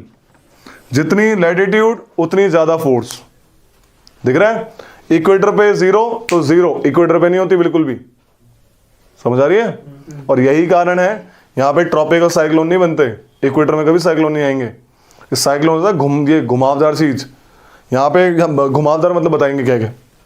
तो Coriolis force helps in change of direction. Coriolis force के लगने से क्या होता है, विंड का डायरेक्शन चेंज होता है। और किस टाइप से डायरेक्शन चेंज होता है भाई, डायरेक्शन इस टाइप से चेंज होता है कि नॉर्दर्न हेमिस्फीयर में wind deflect towards right. Wind अगर ऐसे जा रही होगी तो राइट क्या है इसका, इस तरफ, तो सीधी जानी थी किस तरफ हो गई, दिख रही है, सीधी जानी थी, कहां पे मुड़ गई, नॉर्दर्न हेमिस्फीयर में राइट। इसका राइट क्या होगा, ये क्यों नीचे आ रही है, समझ आ रही है? तो नॉर्दर्न हेमिस्फीयर में विंड डायरेक्शन बदल लेती है कोरियोलिस फोर्स की वजह से, किस तरफ, राइट की तरफ। सदर्न में उल्टा होता है, सदर्न हेमिस्फीयर में विंड मुड़ जाती है लेफ्ट की तरफ बिकॉज ऑफ कोरियोलिस फोर्स। समझ आ गई? तो इसका काम डायरेक्शन के लिए हेल्पफुल इन, ये 3 फोर्स लगती है किसी भी विंड को मूव करने के लिए। प्रेशर ग्रेडियंट समझ गया, विंड कहां से कहां मूव करेगी, high pressure to low pressure. इतना समझ आ रहा है? दिख भी रहा है यहां पे, high pressure to low pressure wind आएगी, उसे बोलेंगे क्या, क्यों आ रही है, because of pressure gradient force. Pressure क्यों क्रिएट हो रहा है, because of differential heating of earth. समझ आ गई भाई? और डायरेक्शन क्यों बदली मैंने, ये क्यों करी, because of this Coriolis force. ये लग रही है कि घूमने से सबसे ज्यादा कोरिलेटिव फोर्स कहाँ पे होगी? पोल्स को मैंने बताया directly proportional to angle of latitude, याद रखना इस बात को। जनरली अगर फ्रिक्शन फोर्स, देखो फ्रिक्शन फोर्स क्या है, जब विंड मूव कर रही है तो अर्थ के सरफेस से फ्रिक्शन लग रहा है, समझ आ गई? तो फ्रिक्शन फोर्स अर्थ के सरफेस के पास ही लगती है, ऊपर जब विंड मूव करती है उसका इफेक्ट नहीं आता। तो जनरली हम मान के चलते हैं coriolis force and this pressure gradient force and coriolis force act perpendicular to each other, act perpendicular to each other, ठीक है? तो इसके कारण क्या होता है, इसके कारण क्या होता है, जब ये आपस में मामला ऐसे लगता है, जब फ्रिक्शन फोर्स नहीं है, तो कोरियोलिस फोर्स, क्योंकि मैंने बताया कि ये डायरेक्शन प्रोवाइड करती है, एक सर्कुलेटरी मोशन वाला मामला आता है, ठीक है? जिसकी वजह से साइक्लोन आएंगे आपके ट्रॉपिक्स रीजन में, जहां पे कोरियोलिस फोर्स होगी। जहां पे कोरियोलिस फोर्स नहीं होगी उस केस में यहां पे सर्कुलरिटी नहीं होती और विंड इसके लाइक सर्कुलर घूमने के बजाय इसके परपेंडिकुलर ही घूमने आ जाती हैं। विंड जो है, जो फ्लो होंगी, इसके परपेंडिकुलरली फ्लो करेंगी काम प्रेशर ग्रेडियंट फोर्स के इक्वेटर वाले एरिया में। इतना समझो, इसमें कोई टेंशन वाली बात नहीं है, बस इतना समझो कि कोरियोलिस फोर्स इक्वेटर में नहीं होती है। This is the main reason कि वहां पे साइक्लोन नहीं बन रहे, क्योंकि साइक्लोन को घूमने के लिए कोरियोलिस फोर्स चाहिए। This is the condition for formation of cyclone. बताएंगे इसके बारे में कि क्या क्या कंडीशन है। There are condition like 27 degree celsius, उनको क्या चाहिए, आपको टेम्परेचर चाहिए होता है सी वाटर का, कोरियोलिस फोर्स चाहिए होती है, एक लिटिल बिट डिस्टर्बेंस चाहिए होता है, वर्टिकल ड्रिफ्ट चाहिए होती है हल्की सी। ये चीज सारी है इक्वेटर पे, बस कोरियोलिस फोर्स नहीं है, ठीक है? इसको याद रखना कि यहां पे साइक्लोन, ये मैंने अलग फैक्ट है, आगे करवाऊंगा जब साइक्लोन करवाऊंगा, लेकिन अभी बता रहा हूं बीच में कि भाई यहां पे आपके साइक्लोन बनने का ना कारण सिर्फ यही है क्योंकि यहां पे कोरियोलिस फोर्स नहीं है। भैया ठीक है? विंड्स तो लो प्रेशर की तरफ जाती है। हाँ हाँ, तो आ तो रही है, high pressure to low pressure नहीं आ रही, क्या दिख रहा है ये? लेकिन ये डिफ्लेक्ट हो गई बिकॉज ऑफ कोरियोलिस फोर्स। तो अब देखो ध्यान से, अगर मैं इसकी डायरेक्शन बनाता हूं, कहां से आ रही है? अगर ये नॉर्थ है, ये ईस्ट, नॉर्थ ईस्ट, या फिर अगर ईस्ट वेस्ट में देखो तो कैसी है? ईस्टर्लीज। अगर मैं ईस्ट वेस्ट में देखूं तो दे आर कॉल्ड ईस्टर्लीज या फिर नॉर्थ ईस्टर्लीज, सेम ही बात है। इन विंड्स को ट्रेड विंड भी कहते हैं। क्या कहते हैं? ट्रेड विंड्स भी कहते हैं, जो इस बीच बहती हैं। नॉर्थ ईस्टर्लीज और called easterlies are called trade winds. समझ आ गई? ये हाई प्रेशर वाला एरिया है बिकॉज ऑफ टेम्परेचर, लेकिन ये लो क्यों है? यहां पे तो टेम्परेचर कम है ना? ये लो क्यों हुआ? ये because of centrifugal motion of earth. Scene क्या होता है? पोलर से आने, देखो पोलर कंपैरेटिवल में ये लो है, पोलर ज्यादा हाई होगा, ज्यादा ठंडा, ये उससे कम। तो because of this centrifugal force यहां पे एयर आके इकट्ठी हो जाती है, ठीक है, और इकट्ठी होकर ऊपर जाती है, तो कंपैरेटिवली ये लो हो जाता है। इसका टेम्परेचर लेना देना नहीं है, इसका लो क्रिएशन हो रहा है because of rotation of earth. यहां पे टेम्परेचर का रोल नहीं है। बहुत ज्यादा ठंडा इसलिए वो कर रहा है। हाँ, वो ज्यादा ठंडा है तो इससे रोटेशन की वजह से यहां पे एयर पाइल अप हो जाती है, और ये हाई है तो यहां से भी एयर जाके पाइल अप हो रही है बिकॉज ऑफ रोटेशन। रोटेशन वाला मामला यहां पे मेन है, टेम्परेचर नहीं, क्योंकि ऑब्वियस है सन तो यहां पे ठंडा ही कर रहा है ना एक तरीके से। यहां पे लो बिकॉज ऑफ टेम्परेचर, यहां पे because of rotation of earth. इससे क्या है? लो प्रेशर एरिया क्रिएट हो रहा है उस एरिया में, ठीक है? So this is the case. तो यहां पे सेम कहानी, लो प्रेशर है, एयर ऊपर जाएगी, ऊपर जाके लाइक डाइवर्ज होगी, डाइवर्ज होकर हाई प्रेशर में नीचे गिरेगी, और हाई प्रेशर से किस तरफ आएगी? फिर लो प्रेशर की तरफ आनी चाहिए थी सीधी, लेकिन नॉर्दर्न लेयर में क्या होगी? राइट की तरफ डिफ्लेक्ट होगी, नहीं होगी? तो इन्हें कहते हैं पोलर ईस्टर्लीज। क्या कहते हैं? ईस्टर्लीज। और ये वेस्ट में जा रही है, देखो ध्यान, वेस्ट से निकल रही है, मतलब जहां से निकलती है वही तो डायरेक्शन होती है विंड की, पता नहीं बात? तो this is west, this is south. तो अगर साउथ हटा दे तो साउथ वेस्ट कह सकते हैं, कोई दिक्कत नहीं है, सही है वो भी। These are called westerlies. समझ आ गई? Why they are called westerlies? Because they are the direction, जहां से निकलेंगी इवेंट्स वहां से उनकी डायरेक्शन कही जाएगी, ओरिजिन से। आए थे इस क्लास में तुम? विंड की डायरेक्शन कैसे पता लगती है? गुड। वेस्टर्लीज, ये एक सर्कुलेटरी मोशन है, अलग अलग सेल बना रहे हैं, सर्कुलर मोशन, तो अलग अलग नाम दे दिया गया, इसको हेडली सेल बोल दिया गया, बिटवीन इक्वेटोरियल लो एंड सब ट्रॉपिकल हाई। इसको बोल दिया गया फेरल सेल बिटवीन सब ट्रॉपिकल हाई एंड सब पोलर लो। दोनों हेमिस्फीयर। हाँ सेम ही है, जो कहानी मैंने नाम नहीं लिखे, सेम कहानी ऊपर नीचे दाएं में है ना, सेम है। ओके यहां पे विंड बहुत कम चलती है, यहां पे विंड बहुत कम चलती है। It is a area between 0 से 5 डिग्री सेल्सियस। सेल्सियस बोल रहा हूं, 5 डिग्री लैटिट्यूड। लो प्रेशर है, एयर ऊपर जा रही है, ना दाएं ना बाएं। और क्या कारण दाएं बाएं ना जाने का? कोरोलिस सोर्स 0 है, तो विंड नहीं चल रही है, बहुत काम एरिया है। जब पुराने जमाने में लोग इस इक्वेटर को क्रॉस करते थे, उन्हें ज्यादा फोर्स लगानी पड़ती थी। पहले वही मशीन थोड़ी होती थी, उन्हें वो slaves were there to ride the ship, to drive a ship, वही उनको चप्पू चलाने के लिए। तो यहां पे बहुत एक हाई प्रेशर वाला मामला create, like high pressure, like कोई वो नहीं है, मतलब क्या कहते हैं उसको, फोर्स नहीं है। इसे डॉल्ड्रम बोलेंगे। क्या कहते हैं और इसको? डॉल्ड्रम्स। लो प्रेशर एरिया, एकदम काम एरिया, काम, DOLDRUMS, डॉल्ड्रम्स। ठीक है।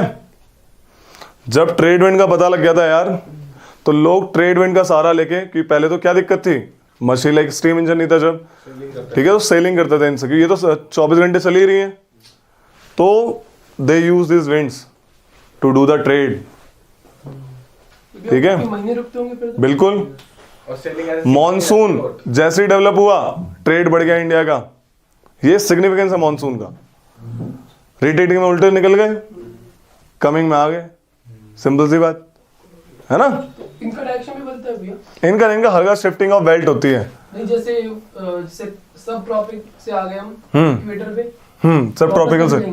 अच्छा वो लोग, ये एक साइड के लिए ज्यादा फायदा है, समझ रहे हो। नहीं, अगर वापस जाना है तो ज्यादा फोर्स लगाएंगे, जा सकते। ये कहानी है। ऐसा नहीं कि लाइक वो आएगी, समझ रहे हो। देयर परमानेंट प्रेशर बेल्ट, ये हमेशा रहेंगी, हैं आज भी। ठीक है, जनरल सर्कुलेशन इस टाइप से होती है।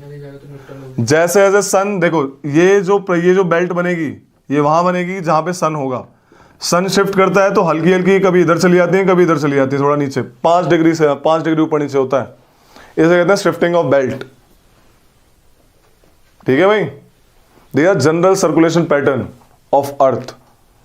इसमें से क्वेश्चन क्या आता है? डॉल्ड्रम कौन सा एरिया है, इक्वेटोरियल प्रेशर कौन सा एरिया है, किस बेल्ट को हॉर्स लैटिट्यूड कहते हैं, क्या डायरेक्शन होगी विंड्स की अलग अलग जोन में, ये क्वेश्चंस आते हैं, बेसिक क्वेश्चंस।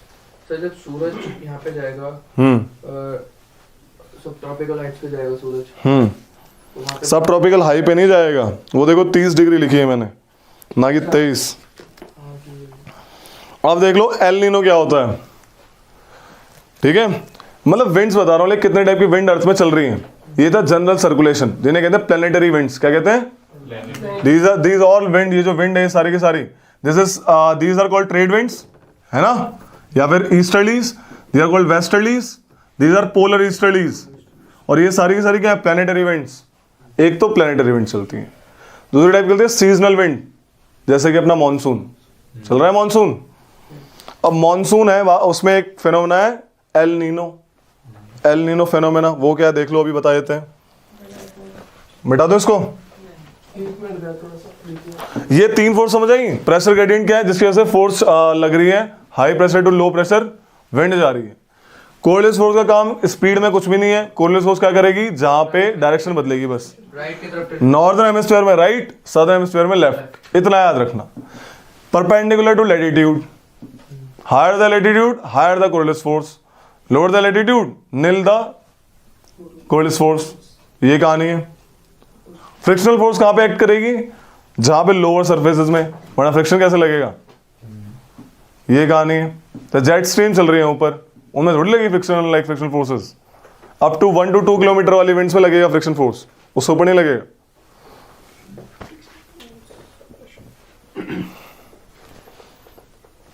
सीजनल विंड समझ आया भैया? क्या तो फ्रिक्शनल फोर्स? फ्रिक्शन क्या होता है? जब दो बॉडी के बीच में लगता है। आप चल पा रहे हो बिकॉज ऑफ फ्रिक्शन, आपके जूते घिस जाते हैं बिकॉज ऑफ फ्रिक्शन, ठीक है, घिस जाते हैं ना। ट्रैक्टर के टायर देखें, ट्रैक्टर के बड़े बड़े ट्रेड्स बनाते हैं पीछे, लाइक उन्हें से देखे होंगे ट्रैक्टर पीछे वाले टायर, ट्रेडिंग होती है ताकि वो अच्छे से ग्रिप बना सकें। ठीक है, तो फ्रिक्शन कब लगेगा? दो बॉडी के बीच में लगेगा, when they are in contact.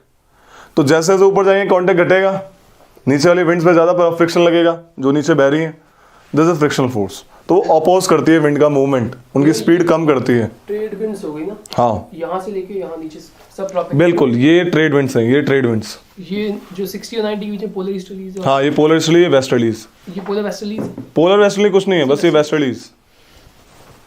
ठीक है, सबसे ऊपर वाली पोलर ईस्टर्लीज, ये वाली वेस्टर्लीज की वेस्ट से आ रही हैं। दीज आर ट्रेड विंड्स, या फिर ईस्टर्लीज या फिर नॉर्थ ईस्टर्लीज, एक ही नाम है, नॉर्थ ईस्टर्लीज, यानी ना एनी। साउथ पोल में चेंज होंगे फिर नाम नाम सेम, नाम एकदम सेम। कैसे चेंज हो जाएंगी? ट्रेड विंड बदल थोड़ी जाएंगी, ट्रेड विंड सेम। तो खोलो थोड़ा सा, गर्मी लग रही है? कोई नहीं, क्या है रे, 5वीं क्लास के बच्चे हो? ओ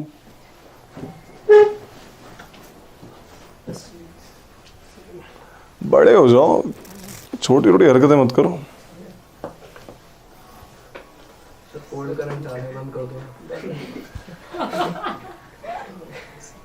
एयर करंट बंद कर दो। समझ आया?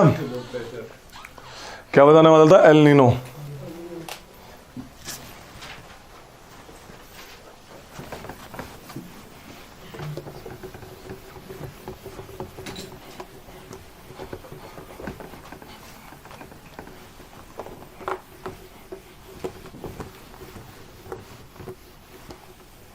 तो क्या होता है नॉर्मल केसेस में, ये आपका क्या है? South America. Very good, south America. ठीक है, साउथ अमेरिका है। कोशिश करना समझने की। ऑस्ट्रेलिया। ठीक है, ऑस्ट्रेलिया। तो यहाँ पे करंट बह रहे हैं, अभी मैंने मार्क करवाए थे। हाँ है ना? वे हाँ बे या ना बे? पेरू यहाँ पे। वेरी गुड, समझ आ गई? This is cold current, Peru current. Peru या फिर क्या कहते हैं इसको, हम्बोल्ट करंट। अलेक्जेंडर हम्बोल्ट थे यहाँ पे। पेरू करंट कैसा करंट है? Cold warm? Very good, cold current. ये ट्रेड विंड्स है, इक्वेटर में बह रही है ना, इक्वेटर जाता है ना यहाँ से, तो ट्रेड विंड्स हैं। समझ आ रही है इतनी सी बात? Trade winds normal. अबे ऊपर ये ऐसे कर लो ना, फिर समझ आएगी। यहाँ से तो जाता है, समझ आ रही है? नीचे तो चलेगा ना मामला। तो ये मामला होता है, इसे कहते हैं नॉर्मल वॉकर साइकिल। क्या कहते हैं इसे? नॉर्मल। ये क्या, जब ऐसा मामला तो है, नॉर्मल है, ठीक है, एल नीनो वाली चीज नहीं है। इसे कहते हैं नॉर्मल वॉकर साइकिल। कब होती है? जब ट्रेड विंड के पास इतनी पावर होती है कि वो वार्म वाटर ऑस्ट्रेलिया के ईस्ट कोस्ट में जाके मारे। समझ आ रही है? Normal Walker cycle. जब ट्रेड विंड्स वीक होती हैं, क्या? जब ट्रेड विंड्स वीक होती हैं, वो पानी आगे नहीं ले जा पाती, तो जो गर्म पानी होता है वो पीछे पीछे ऐसे शिफ्ट होता रहता है और यहाँ का कोल्ड करंट रिप्लेस कर देता है, और यहाँ पे क्या बन जाता है? वार्म करंट वाला एरिया। क्या बन जाता है? When there is weak trade winds, then there is appearance of warm current in the Peru area by replacing the Peru current. इसको कहते हैं एल नीनो इफेक्ट। क्या कहते हैं? El Nino. क्या एल नीनो आ गया भाई? समझ आ गया? एल नीनो क्या है? El Nino is appearance of warm current in Peru coast. Peru है ना यहाँ पे? पेरू मतलब भाई पेरू वाला एरिया, पेरू से रिलेटेड करते हैं। पेरू को like Peru coast, Peru current को रिप्लेस करना इज एल नीनो। ठीक है? इससे क्या होता है? यहां पे डेजर्ट है। कौन सा डेजर्ट है? Atacama desert. लेक टीटिका का है, लेकिन आटाकामा डेजर्ट है। डेजर्ट एरिया है, यानी बारिश नहीं होती वहां पे। लेकिन जब एल नीनो आता है यहाँ पे दबा के बारिश होती है, डेजर्ट में बाढ़ आ जाती है डेजर्ट में, तो फिर तो पूरा इरोशन कर देती है। ठीक है पूरा। तो डेजर्ट एरिया में बारिश होती है तो अच्छा भी है इनके लिए, तो चलो बढ़िया है बारिश पड़ गई है ना। लेकिन इंडिया में उल्टा होता है, जब एल नीनो आता है हमारा मानसून डिले हो जाता है, कम रेन होती है। अब यहाँ पे भी देखो यही काम यहाँ पे भी इसके साथ हुआ बेचारे के साथ, ट्रेड विंड नहीं ला पाई ठीक से पानी, तो इस एरिया में भी ड्रॉट आती है। वैसे हरा भरा एरिया है ये, ठीक है, मुर्रे डार्लिंग यही मिले थे। तो यहाँ पे जो हरा भरा एरिया है यहाँ पे भी ड्रॉट आती है, चाइना में बाढ़ आती है। This is what actually the El Nino effect. आता कब को गए? जनरली दिसंबर, इसे जनरली 7 साल या 8 साल में एक बार आता है और दिसंबर के टाइम में अपीयर होता है। तो हमें पता लग रही है अब वहाँ पे एल नीनो आ गया भाई, दिक्कत हो जाएगी, इस साल मानसून बेकार आएगा, पहले से प्रिपेयर हो जाते हैं। इसे चाइल्ड क्राइस्ट भी कहते हैं। क्या कहते हैं? क्यों? क्योंकि दिसंबर मंथ इज क्रिसमस, दिसंबर के महीने में हुआ, तो चाइल्ड क्राइस्ट भी बोलते हैं वहां पे, ठीक है। ये कहानी है एल नीनो। एल नीनो का उल्टा ला नीना। जब ट्रेड विंड स्ट्रांग होगी, स्ट्रांग ट्रेड विंड्स, तो ज्यादा पानी मारेंगे यहाँ पे दबा के बारिश होगी, इंडिया में बारिश होगी बढ़िया, ला नीना। एक है एल नीनो और एक है ला नीना। तो यही कहानी है बस। इस केस में क्या है? वीक ट्रेड विंड्स, है ना, समझ आ रहा है। और इस केस में क्या है? स्ट्रॉन्ग।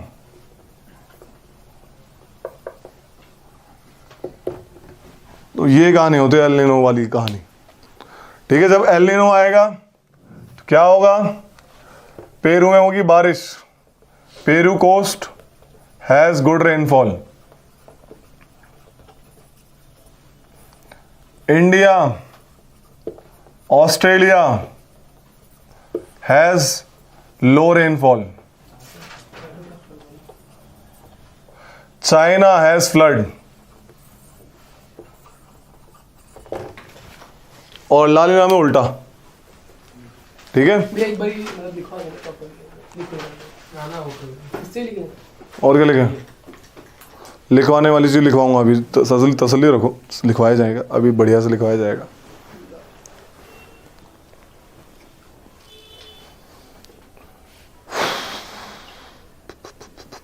ला नीना भी हर साल आता है क्या? 7 साल में ये फेनोमेना कभी कभी आते हैं, 7 साल 5 साल में एक बार अपीयर हो गया।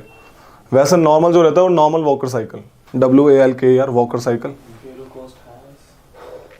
Peru coast has high rainfall, good rainfall, ठीक है, मस्त पानी पानी। जहाँ पे जो होता है उसका उल्टा होता है, बेसिकली डेजर्ट है, पानी हो जाएगा।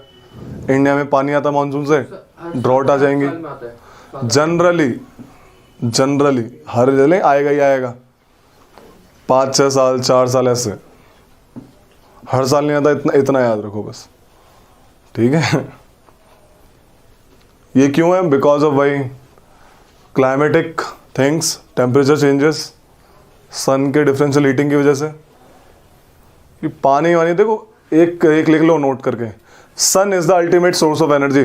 हर चीज का सन है तो एनर्जी है। सन की हीट एनर्जी अलग अलग फॉर्म में कन्वर्ट हो रखी है, देख रहे हो। विंड क्यों बनी? क्योंकि गर्म हुआ तो क्या हुआ? प्रेशर बेल्ट क्रिएट हुई, प्रेशर बेल्ट क्रिएट हुई तो विंड बह रही है। This is all about sun's heating. Wind बह रही है तो मानसून आ रहा है। तो sun is the ultimate source of energy on earth. तो ये सही बात है एकदम, ठीक है। अब आते हैं साइक्लोन्स पे। साइक्लोन में आते हैं पहले ट्रॉपिकल साइक्लोन पे। वार्म करंट और कोल्ड करंट में अंतर है वो कंपैरेटिवली गर्म, कंपैरेटिवली ठंडे, इतना सा अंतर है। कंपैरेटिवली, ये नहीं कि वहां पे जाके चिल हो जाओगी। कंपैरेटिवली हर काम जोग्राफी में कंपैरेटिव कंपैरिजन के हिसाब से होता है। जैसे कंडक्शन में हीट ट्रांसफर होती है कब तक? जब तक इक्विलिब्रियम नहीं आएगा। तो ये चीजें हैं। दूसरा डिफरेंट नाम में डिफरेंस है इसमें, तो इसमें क्या पूछने वाली बात है, सेल्फ एक्सप्लेनेबल। समझ आ रहा है? बहुत बढ़िया।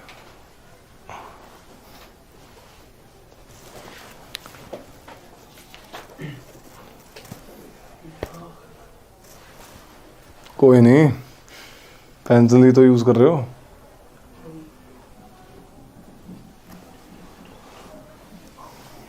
साइक्लोन, सांप की तरह, स्नेक जैसी लपटें, ठीक है। साइक्लोन बेसिकली विंड्स का गोल गोल घूमना, और साइक्लोन की वजह से होती है रेन, इसलिए इंपॉर्टेंट है ज्योग्राफी के टर्म्स में। साइक्लोनिक रेन्स 3 टाइप से रेन होती है। ऑरोग्राफिक रेनफॉल, जिसे रिलीफ रेनफॉल भी कहते हैं, पहाड़ों की वजह से। कन्वेक्शनल रेनफॉल, जो इक्वेटर में होता है, ज़्यादा गर्म कर दिया, एयर चली गई, बादल बना दिए, बारिश कर दी, ठीक है। Third is convectional, this one cyclonic rainfall. बता रहा हूँ क्या होता है कहानी।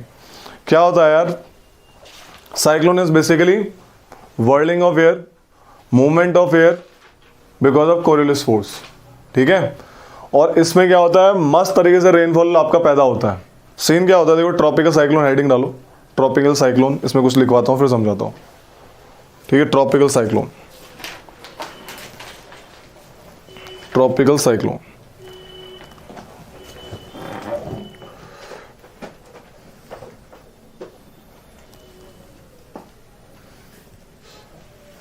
tropical cyclones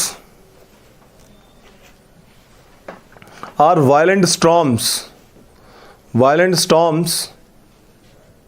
that originate over oceans. Violent, खतरनाक, violent storms। ये पेन किसका है बे? भैया ढूंढ रही थी, वाले पेन मिले नहीं मुझे। हाँ, कोई नहीं, कोई नहीं। Oceans,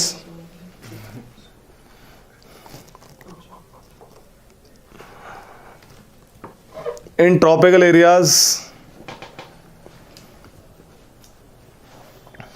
and move over to the coastal areas, bringing about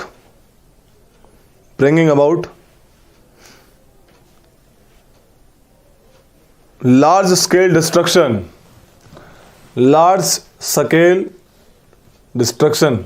क्यों रे, सही कहने लग रहा हूं मैं?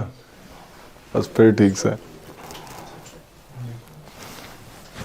तुझसे पल्ले पड़ रहा है जो मैं कह रही सी, बस ठीक है, ठीक है। Large scale destruction caused by violent winds,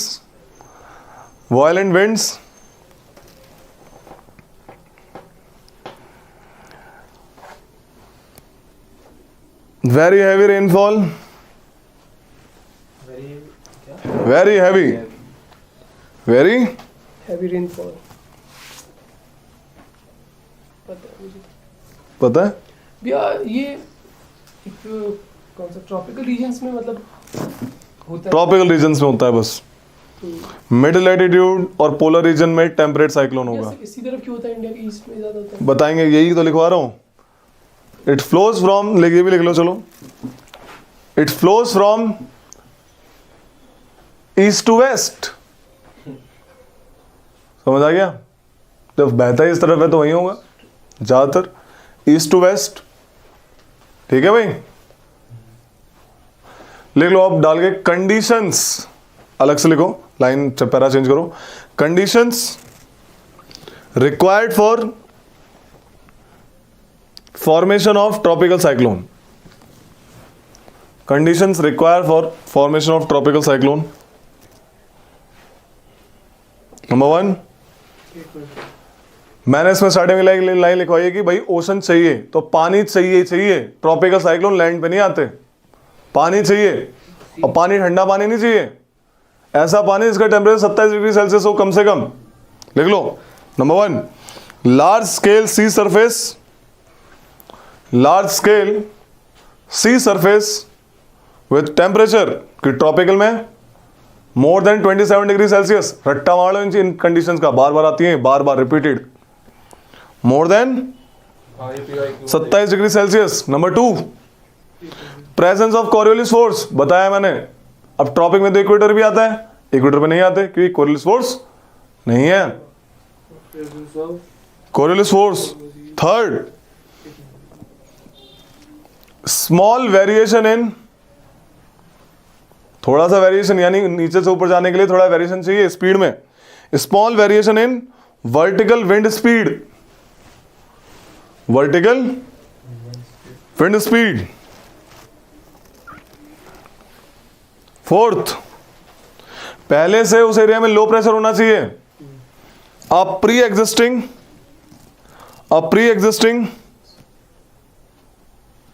week low pressure area, a pre existing weak low pressure area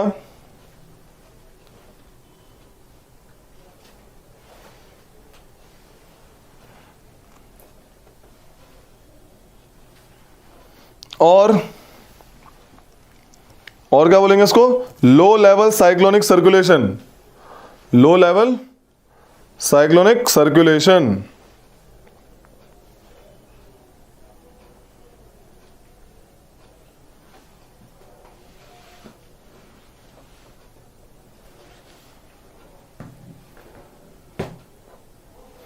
fifth,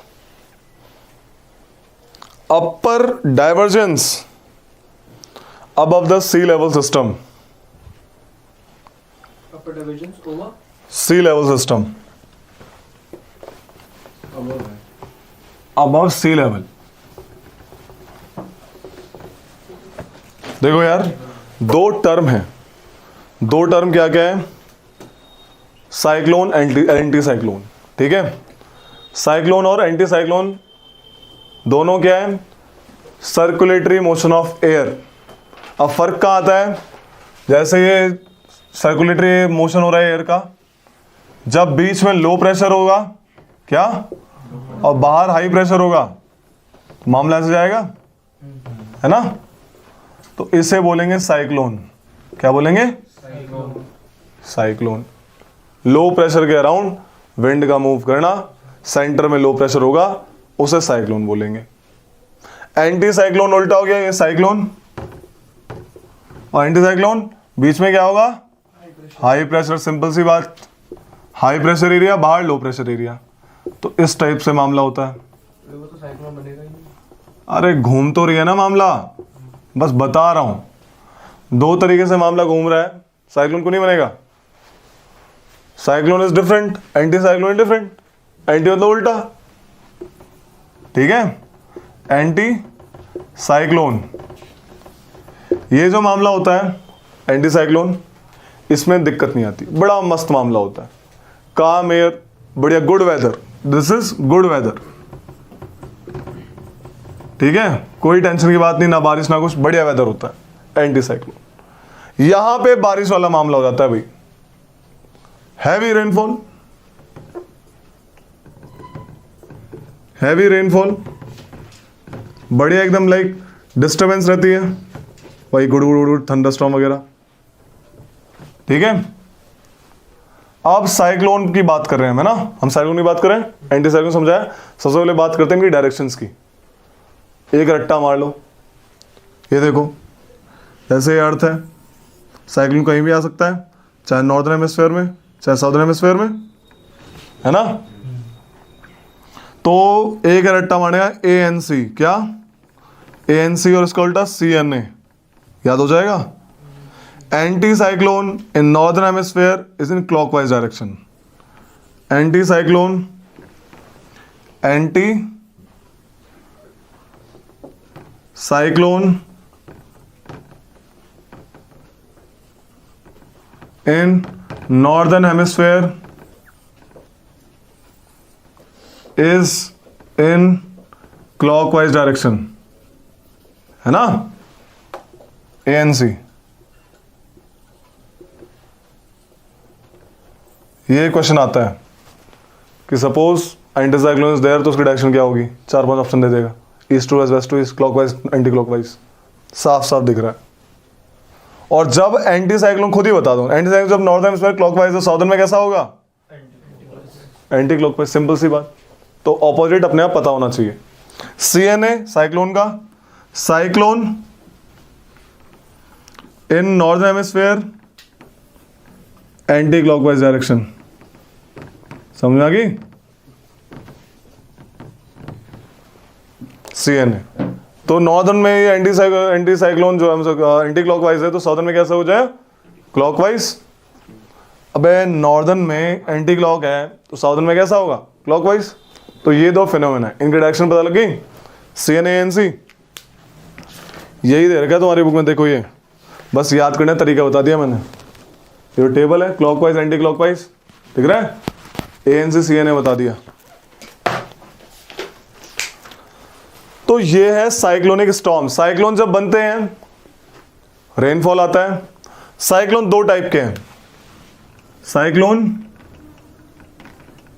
दो टाइप के हैं भाई। एक ट्रॉपिकल साइक्लोन जो हम अभी कर रहे हैं, ट्रॉपिकल साइक्लोन, इन ट्रॉपिकल नाम ही पता लग रहा है ट्रॉपिकल एरियाज में आते हैं। और एक टेम्परेट, जो टेम्परेट एरिया यानी कि 30 डिग्री से अबव वाला एरिया, 45-40 लैटिट्यूड, इसमें, ठीक है, टेम्परेट। अब साइक्लोन है तो दोनों के बीच में प्रेशर कैसा होगा? लो ही होगा। इतना समझ आता है? साइक्लोन है ना दोनों, ठीक है, इतना समझो। फिर ट्रॉपिकल साइक्लोन अच्छे से करवाते हैं। और क्या साइक्लोन दो टाइप के, ट्रॉपिकल टेम्परेट। ट्रॉपिकल वाले ट्रॉपिकल एरियाज में आएंगे, टेम्परेट वाले ट्रॉपिकल बेल्ट के बाहर आएंगे। ट्रॉपिकल बेल्ट लिखवाई ना अभी, ट्रॉपिक्स, ठीक है, उसके अबव में आएंगे। जैसे बेस्ट एग्जांपल इंडिया में वेस्टर्न डिस्टर्बेंसेस ऊपर आते हैं ना नॉर्दर्न हेमिस्फीयर में, टेम्परेट वाले। तो साइक्लोन का पार्ट है। यस, बताया तो था। Example of temperate cyclone, low pressure system होता है उनके बीच में। भैया हाँ, ये स्टॉर्म सर्ज आता है, इसमें था जो पहले वाले। वायलेंट रेनफॉल है बस वो। Storm surge kind of coastal area में बढ़िया तरीके से बारिश होगी, साइक्लोन की वजह से बिल्कुल आता है इनकी वजह से। और इसके साइक्लोन की वजह से, एंटी साइक्लोन से तो नहीं। नहीं, वेरी गुड वेदर, ठीक है, सबसाइडिंग एयर बढ़िया मामला है। Anti cyclone, high pressure area बीच में, सबसाइडिंग एयर होगी, कहाँ दिक्कत? हाई प्रेशर में देखो ना, कोई दिक्कत थोड़ी उन बेचारों को। जहाँ पे हाई प्रेशर होगा वहाँ पे बढ़िया एकदम। कभी तो ना पोलर एरिया में बाढ़ आ गई है, कभी तो मैं इस वेस्टर्ली वाले बेल्ट में तुम्हें देखेगी नहीं बाढ़ वाली चीज। हाई प्रेशर एरिया, ठीक है। देखो रे, ये है आपका समंदर, ये कोस्टल एरिया, देखो इधर, ये है कोस्टल एरिया, ये है समंदर। अब यहाँ पे वही सेम फेनोमेना होता है वैसे तो, लेकिन बस वही टर्बुलेंस वाली चीज होती है। समंदर में क्या हुआ? तेज धूप पड़ी, तेज धूप पड़ी तो कैसा एरिया क्रिएट होगा? लो प्रेशर एरिया। लो प्रेशर एरिया तो वो क्या जाएंगे, क्या बोलते हैं, एयर ऊपर जाएगी, ऊपर जाके डिस्ट्रीब्यूट होती है। अब लेकिन due to some Coriolis force ये एयर दोबारा यहीं पे सबसाइड हो जाती है, और ऐसे से मामला चलता रहता है। समझ आ गई? बीच वाले पोर्शन को तो साइक्लोन बेसिक ना ऐसे मूव करते थे, ये ऐसे रोटेशन शुरू हो जाती है इनकी, हल्का सा चाहिए होता है इनको मामला। कंडीशन क्या है? 5 ये वाली जो दी हुई है, ठीक है। बीच वाले साइक्लोन के एरिया को आई बोलते हैं, दिख रहा है आई ऑफ साइक्लोन, काम एरिया होता है। अगर मैं रोहित को साइक्लोन के बीच में आई में फेंकूंगा कुछ भी फर्क नहीं पड़ेगा, बड़ा काम। रोहित आराम से आएगा, स्विमिंग करेगा, आती है स्विमिंग, डूब जाएगा, साइक्लोन से नहीं मरा, डूब के मर गया, ठीक है। लेकिन आई के देखो, आई इज बेसिकली काम एरिया, लो प्रेशर एरिया, और यहाँ पे एयर सबसाइड हो रही है, ठीक है, ऐसे करके, और सेम ऊपर से भी आती है तो सबसाइड वाला एरिया होता है, ऊपर से सबसाइडिंग एयर।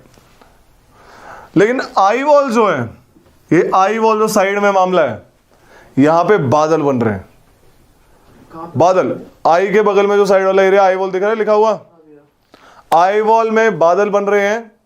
और आई वॉल में वर्टिकल विंड स्पीड इतनी लाइक 260 किलोमीटर पर आवर, शताब्दी एक्सप्रेस की स्पीड होती है प्रॉपर, ऐसी विंड चलती है धुआंधार।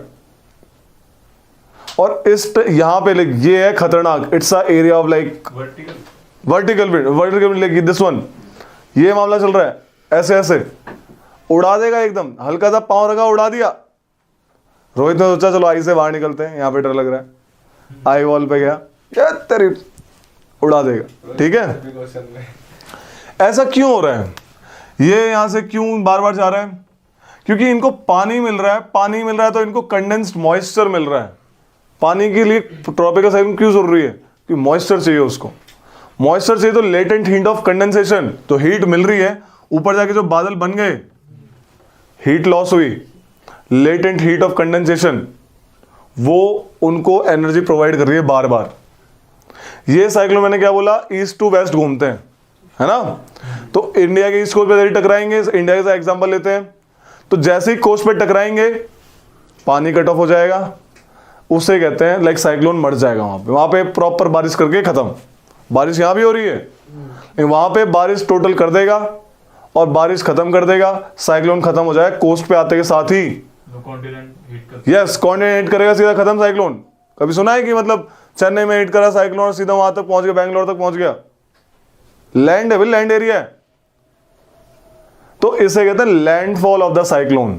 क्या है इस टर्म को क्या कहते हैं? जैसे ही वो कोस्ट पे हिट करेगा उसका मॉइस्चर कंटेंट कट ऑफ हो जाएगा, तो मामला साइक्लोन वाला, ट्रॉपिकल साइक्लोन की बात हो रही है, ट्रॉपिकल, तो मर जाएगा। मतलब सी में कभी ये खत्म नहीं होगा? नहीं, सी में कब खत्म होगा? जब टेम्परेचर कम हो जाएगा, 27 डिग्री सेल्सियस से ज्यादा होना चाहिए मामला। अगर सी में 70 डिग्री से कम है तो नहीं बनेगा, उसकी रिक्वायरमेंट है भाई, 5 रिक्वायरमेंट बताई थी। और ये जो पहले हल्का हल्का, लेकिन ऐसे नहीं कि बस सूरज तपा और बन गया मामला, नहीं, पहले वहां पे हल्की डिस्टर्बेंस क्रिएट होगी ना, ये ऊपर बादल बन रहे थोड़े थोड़े, हल्की हल्की बारिश शुरू हुई, तो हल्का हल्का वार्म अप हो गया, वो सीधा ये वाली फॉर्म ले लेता है। फिर सी में अगर ये 5 कंडीशन मैट हो गई उसकी, मामला हो जाएगा। कोरिलेस फोर्स है ही, जहां पे कोरिलेस फोर्स नहीं होगी ओशन में, वहां पे कभी नहीं बनेगा। They will never form in the equator area, never, equator छोड़कर जगह ही है है ना। ये लिख लो, आप इसमें लिख लो हल्का, क्या क्या लिखवाने की बात है। इसमें लिखो आई, इसमें ट्रॉपिकल साइक्लोन में लिखो, ट्रॉपिकल साइक्लोन की कुछ चीजें जो पहले लिखवाई थी अभी साथ में लिखवा रहा हूं। Eye is the region of calm with subsiding air. Eye of cyclone, eye is the region of calm and subsiding air.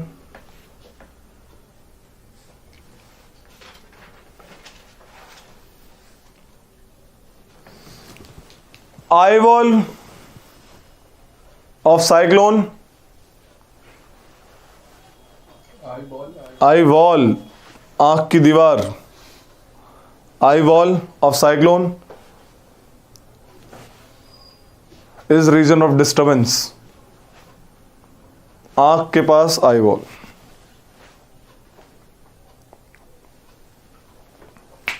इसमें लिखो, ये तो लिख लिया, दे ओरिजिनेट ओवर ओशन, ये तो पता ही है।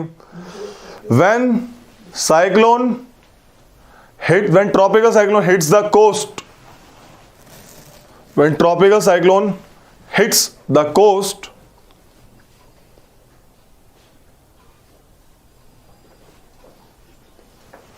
The source of moisture, source of moisture eliminates, and therefore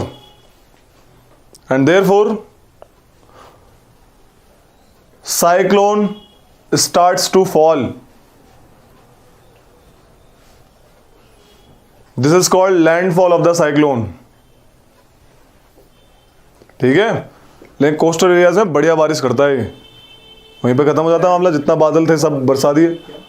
landfall, ठीक है, लैंडफॉल ऑफ द साइक्लोन। अब एक टेम्परेट साइक्लोन, टेम्परेट साइक्लोन से पहले एक फिनोमेना होता है फ्रंट्स, फ्रंट से पहले फिनोमेना होता है एयर मास। एयर मास क्या है? A huge volume of air, air mass, air और मास, बहुत बड़ा वॉल्यूम ऑफ एयर किसी एक एरिया में बहुत सालों से है, तो उस एरिया की प्रॉपर्टी ले लेती है। जैसे कि अगर डेजर्ट के ऊपर कोई एयर मास है तो कैसा होगा? ड्राई होगा, एरिड होगा, गर्म होगा, है ना, हॉट एंड ड्राई, समझ आ रही है। अगर पोलर एरियाज में होगा तो कोल्ड होगा लेकिन ड्राई होगा, समुद्र के ऊपर होगा मॉइस्ट होगा, समझ आ रहा है। एयर मास क्या है? तो warm and cold type of air mass होते हैं जनरली। जब ये warm and cold type of air mass, जैसे मैं अगर तुम्हें बोलूं कि भाई एक ओशन से एयर मास आया और एक कॉन्टिनेंट से एयर मास है, तो वार्म एंड लाइक क्या बोले उसे, ड्राई एंड लाइक मॉइस्चर वाला आया। या फिर मैं तुम्हें बोलूं एक इक्वेटर के पास से आया और एक आया ऊपर पोलर से, तो वार्म एंड कोल्ड एयर मास होंगे। ठीक है, तो जब भी वार्म एंड कोल्ड एयर मास आपस में मिलते हैं उसे फ्रंट कहते हैं। क्या बोला, फ्रंट बना लिया। फ्रंट समझ रहे हो, फ्रंट वर्ड कहां से आया? फ्रंट वर्ड आया वॉर से। वॉर, फ्रंट, इस फ्रंट को लाइक फ्रंट लाइक अगर आर्मी की टर्मिनोलॉजी में कहें तो आपस में आमने सामने फ्रंट बनाते हैं लोग बेसिकली। तो क्या कहानी है, जब वार्म एयर मास और एक कोल्ड एयर मास आपस में आके टकराते हैं तो फ्रंट बनाते हैं। क्या बनाते हैं? फ्रंट बन गया। क्या बन गया? ऐसे डायग्राम, कोई इंपॉर्टेंट नहीं है डायग्राम। फ्रंट बन गया, कोल्ड एयर मास, वार्म एयर मास। फ्रंट बनाने की प्रक्रिया को, प्रोसेस को फ्रंटोजेनेसिस कहते हैं। व्हेन वार्म एंड, लिख लो अलग से, लिखो एयर मास के बारे में, लिखो हल्का फुल्का, समझ आ जाएगा डेफिनेशन से ही। लिखो when the air remains over a homogeneous area, when the air, ये ट्रॉपिकल साइक्लोन खत्म हो गया, ठीक है, अलग से लिखवा रहा हूं। When air remains over a homogeneous area for a sufficiently longer time, it acquires the characteristic of that area, है ना, बताया अभी। It acquires the characteristic of that area। ज्यादा टाइम के लिए कोई एयर है किसी एरिया के ऊपर। When the air remains over a homogeneous area, homogeneous मतलब सेम होना चाहिए वो एरिया, यानी कि बीच में कुछ अलग है, बीच में पौधे, पेड़ पौधे आगे ऐसे करके। When the air remains over a homogeneous area for a sufficiently longer time, it acquires the characteristic of that area।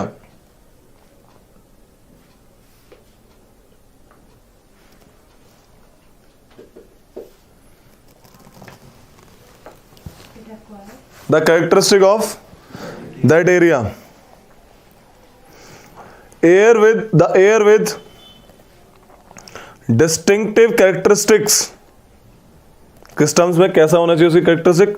The air with distinctive characteristics in terms of temperature and humidity, उसकी humidity same होनी चाहिए in terms of its temperature and humidity is called the air mass. ठीक है, जैसे dry air mass वाला ऐसा करके बताता हूं अभी। टेम्परेचर ह्यूमिडिटी क्या होगी? Is called an air mass. Okay, लिखो फ्रंट्स, फ्रंट हेडिंग डालो, fronts. When warm and cold air mass meets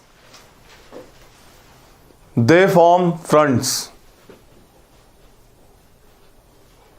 this process is called frontogenesis.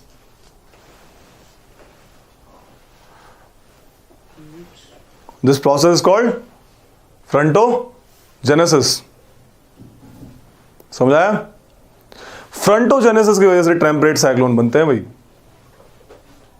अब इससे एक बात क्या क्लियर हुई, टेम्परेट साइक्लोन के लिए जरूरी नहीं है कि बस ओशन ही चाहिए, लैंड पे भी बन सकता है, जैसे वेस्टर्न डिस्टर्बेंसेस। ठीक है, टेम्परेट साइक्लोन का ना करे एनीवेयर। वार्म एंड, ये जो क्या बोलते हैं, वार्म एंड कोल्ड एयर मास तो कहीं से भी आ सकते हैं, जरूरी थोड़ी ओशन वाली चाहिए। तो टेम्परेट साइक्लोन और इसमें अभी बताते हैं, हल्का और डिफरेंस बताएंगे, प्रॉपर डिफरेंस लिखवा दूंगा इन दोनों में डिफरेंस। ठीक है, तो लिख लो, there are 4 types of front. There are 4 types of front. One is warm front, दूसरा कोल्ड फ्रंट, तीसरा स्टेशनरी फ्रंट एंड चौथा occluded front. Warm, cold, stationary and occluded. देखो होता क्या दिखाते हैं अभी। हाँ, ऑक्लूडेड मतलब हटा ही दिया, मिक्स्ड हो गया, मिक्स्ड। देखो रे, कैसे पता लगा है वार्म फ्रंट बना है? स्पीड से। जिस एयर मास की स्पीड ज्यादा होगी उस हिसाब से वो फ्रंट बने। जैसे 2 एयर मास मिले, एक वार्म था और एक कोल्ड था, समझ आ गई? बोला कि कोल्ड की स्पीड ज़्यादा थी, तो कोल्ड एयर मास, कोल्ड तो कोल्ड फ्रंट बनेगा, बीच में जो फ्रंट बनेगा इन दोनों के वो कोल्ड फ्रंट बनेगा। कल इसकी निकलानी पड़ेगी भाई, वो कैसा फ्रंट बनेगा? Cold front. ठीक है, समझ आ गया? अगर वार्म की स्पीड ज़्यादा होती, जैसे स्पीड इसकी ज़्यादा, अगर वार्म की स्पीड ज़्यादा होती तो कैसा फ्रंट बनता? Warm front. ठीक है, वार्म फ्रंट। स्टेशनरी फ्रंट क्या होता है? जब ये आए बस आपस में सामने, इन्होंने एक लाइनिंग बना ली, मिक्स नहीं होते कभी भी। ये स्मॉल मिक्सचर होगा टेम्परेट साइक्लोन के केसेस में, जहां मिक्सचर होगा वहां पे बारिश होगी, टेम्परेट साइक्लोन के केस में होता है। ठीक है, जब आपस में मिले तो ये लोग भी ना, ये लाइक दोनों की स्पीड सेम है, if their speed is same then the front form will be stationary front बनेगा। ऑक्लूडेड कब बनेगा बताते हैं, ऑक्लूडेड इन दोनों केस बनेगा, अभी इस केस में बताते हैं। लाइक ऑक्लूडेड मतलब कि एक एयर मास ने दूसरे एयर मास को उठा ही दिया उस जगह से। सपोज यहां ऊपर से कोई एक एयर मास आ रहा था कोल्ड वाला, नीचे से वार्म आ रहा था। ठीक है, टेम्परेट साइक्लोन का बना के दिखा दो, टेम्परेट साइक्लोन हेडिंग डालो, उसमें दिख जाएगा क्या क्या बोलना चाह रहा हूं। टेम्परेट साइक्लोन हेडिंग डाली। दे आर ऑल्सो कॉल्ड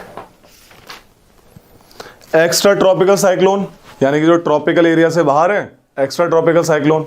और क्या बोलेंगे? मिड लैटिट्यूड साइक्लोन, क्योंकि ये मिड लैटिट्यूड यानी कि किस एरिया में बनते हैं, इसमें बगल में लिख लो, मिड लैटिट्यूड के बगल में 35 डिग्री से 65 डिग्री के बीच में बनते हैं हमेशा, 35 degree to 65 degree latitude, that's why they are called mid latitude. 35 to 65 यही ऑप्शन बन जाते हैं। बनेंगे, वही तो बता रहा हूं, यही बनेंगे। मिड लैटिट्यूड बोल दिया ना, temperate cyclone, mid latitude cyclone या फिर एक्स्ट्रा ट्रॉपिकल साइक्लोन। समझ आ गई?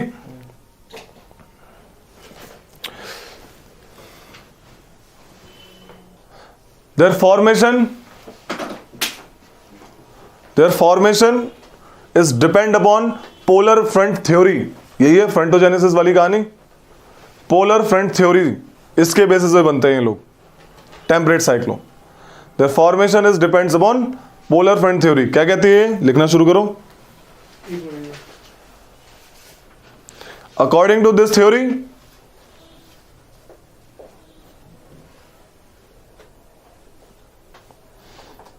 the warm humid air mass from the tropics, the warm humid air mass from the tropics meet the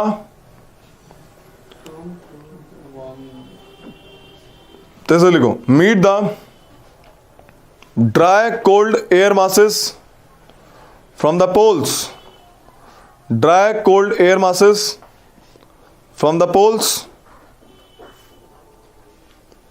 and thus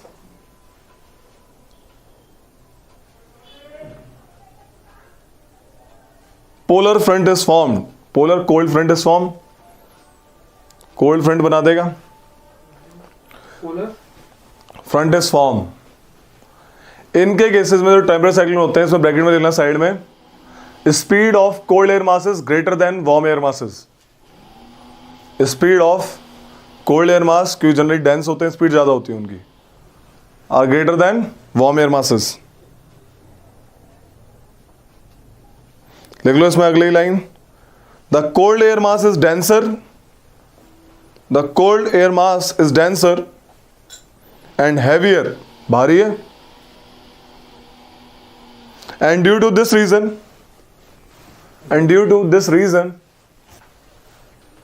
warm air mass is pushed up, warm air mass is pushed up, ऊपर की तरफ ढकेल देता है, occlusion कर देता है। रे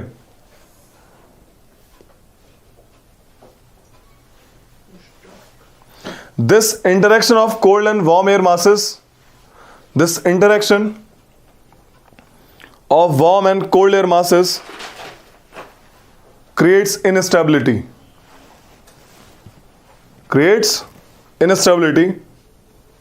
and a low pressure is created,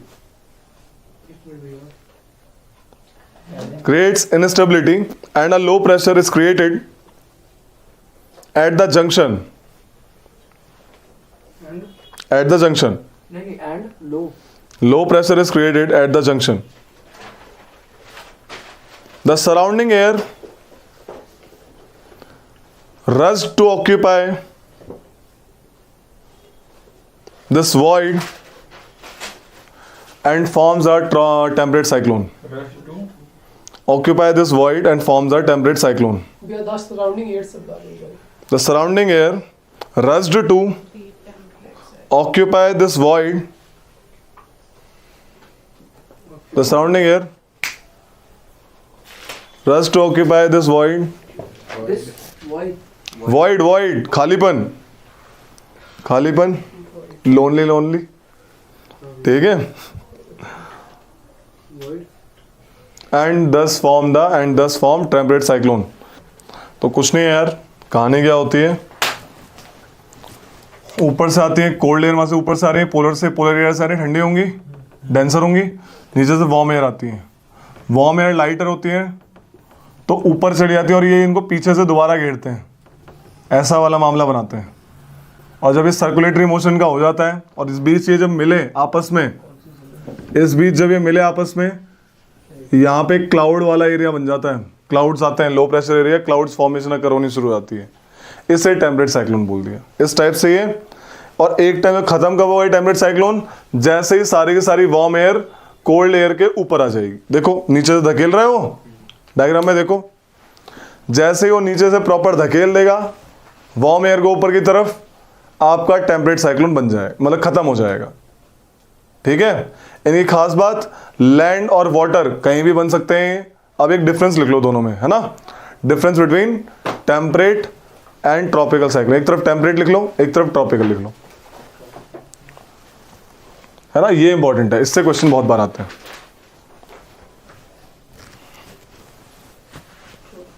difference between temperate cyclone and tropical cyclone लिखो फटाक से। एक मिनट हो गया।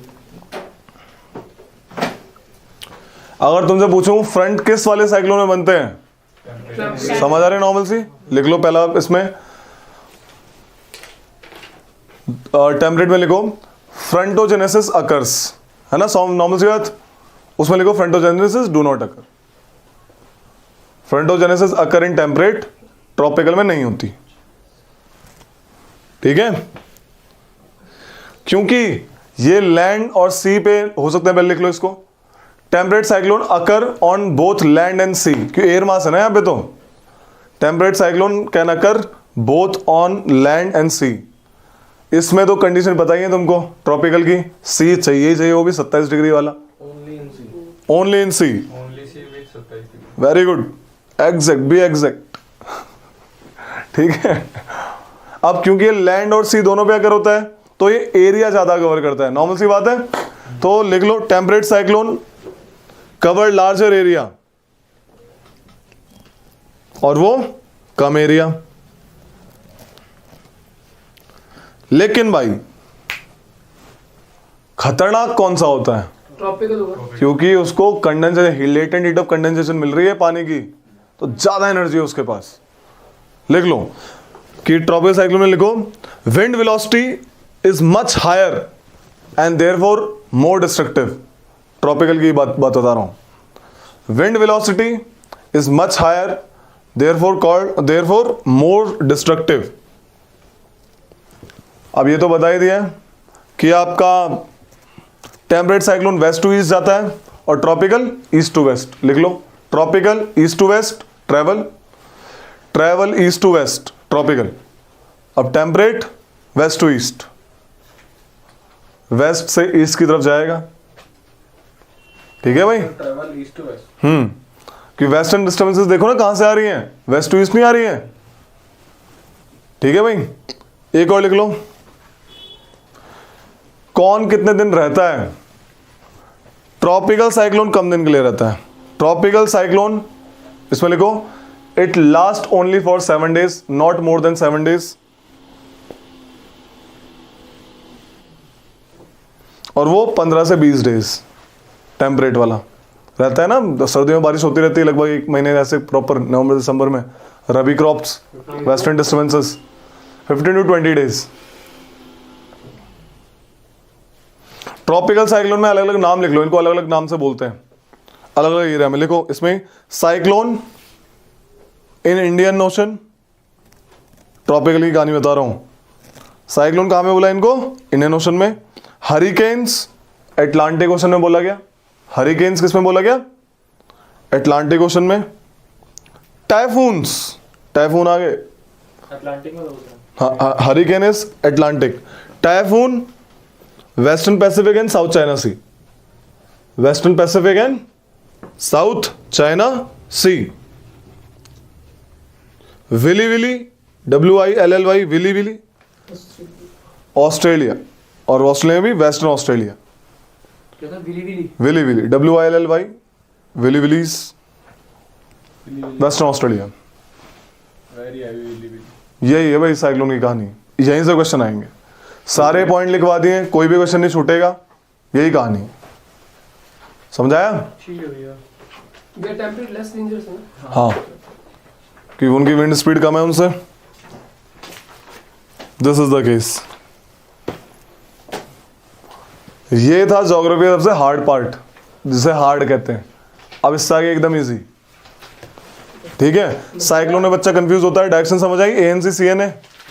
हाँ, ये जो पहाड़ों में आते हैं, बर्फ के पहाड़ों में जो साइक्लोन बनते हैं, वो एवलांचेस हैं, वो एवलांचेस अलग है, वो बर्फ गिरना है। तुम क्या बोलना चाह रहे हो? Blizzard भी same वो ब्लेजर्ड और विंड्स, विंड्स, भैया वो विंड्स। टॉर्नेडो हिल्स नहीं, वो एक बोलते ना बर्फ का तूफान जिसे कहते हैं, वो पूछ रहा शायद वो। बर्फ का क्या form होती है शायद समझ नहीं आ रहा मुझे। भैया एक वैसे भी तो आता जिस है ना, तो वो मूवमेंट होगी उसकी। हाँ, बर्फ वाले की, लेकिन एक बहुत तेज हवा चलती है तूफान तो वो एटमॉस्फेरिक विंड्स होती हैं। तो मैं वही पूछ भैया रहा वो हूँ। टेम्परेट साइक्लोन में आ सकता है, बिल्कुल। टेम्परेट साइक्लोन जो उस लैटिट्यूड में बनेगा 35 से 65 में, बिल्कुल बर्फ आ सकती है उसमें, बिल्कुल आएगा। पूरे इधर उधर जाती है। एग्जाम्पल लिख लो उसका, वेस्टर्न डिस्टर्बेंसेस। टेम्परेट का इंडिया में वेस्टर्न डिस्टर्बेंसेस, टेम्परेट साइक्लोन भी है। तो मतलब इसमें तो वो आएगा वेस्टर्न डिस्टर्बेंसेस लिखो पहले एक बार। खत्म। हाँ, खत्म। ये आज का कहानी करना है, अब डाउट पूछो क्या है। हाँ, जो ट्रॉपिकल साइक्लोन है उसमें तो वो गोल गोल जो पानी आता है वो है। ये भी गोल गोल है, ठीक है। ये भी गोल गोल, देखो गोल गोल घूमना। साइक्लोन इज गोल गोल घूमना। कैसे घूमना? लो प्रेशर के अराउंड घूमना। एंटी साइक्लोन में क्या है? हाई प्रेशर के अराउंड घूमना। सिंपल सी बात। साइक्लोन इज बेसिकली, साइक्लोन जो वर्ड आया वो स्नेक्स की लपटों से आया। जैसे स्नेक्स नहीं होता राउंड राउंड कॉइलिंग, इससे ये वर्ड आया। अब इससे क्या होता है? साइक्लोन में होती है बारिश दबा के, एंटी साइक्लोन में नहीं होती। ओके, ये कहानी है। ये जो वेस्टर्न डिस्टर्बेंसेस से मानसून आता है, रिट्रेटिंग मानसून, वो सीधे रिट्रीटिंग मानसून नहीं, western disturbances. Retreating monsoon is different, western disturbance is different. Retreating तो अपने आप विंटर के साथ खत्म हो गया, लेकिन विंटर आई इंडिया में, उसकी वजह से वहां से वेस्टर्न डिस्टर्बेंस आ गई। वो मानसून का पार्ट नहीं है, वो अलग है। वेस्टर्न डिस्टर्बेंसेस विंटर मंथ्स में आती है।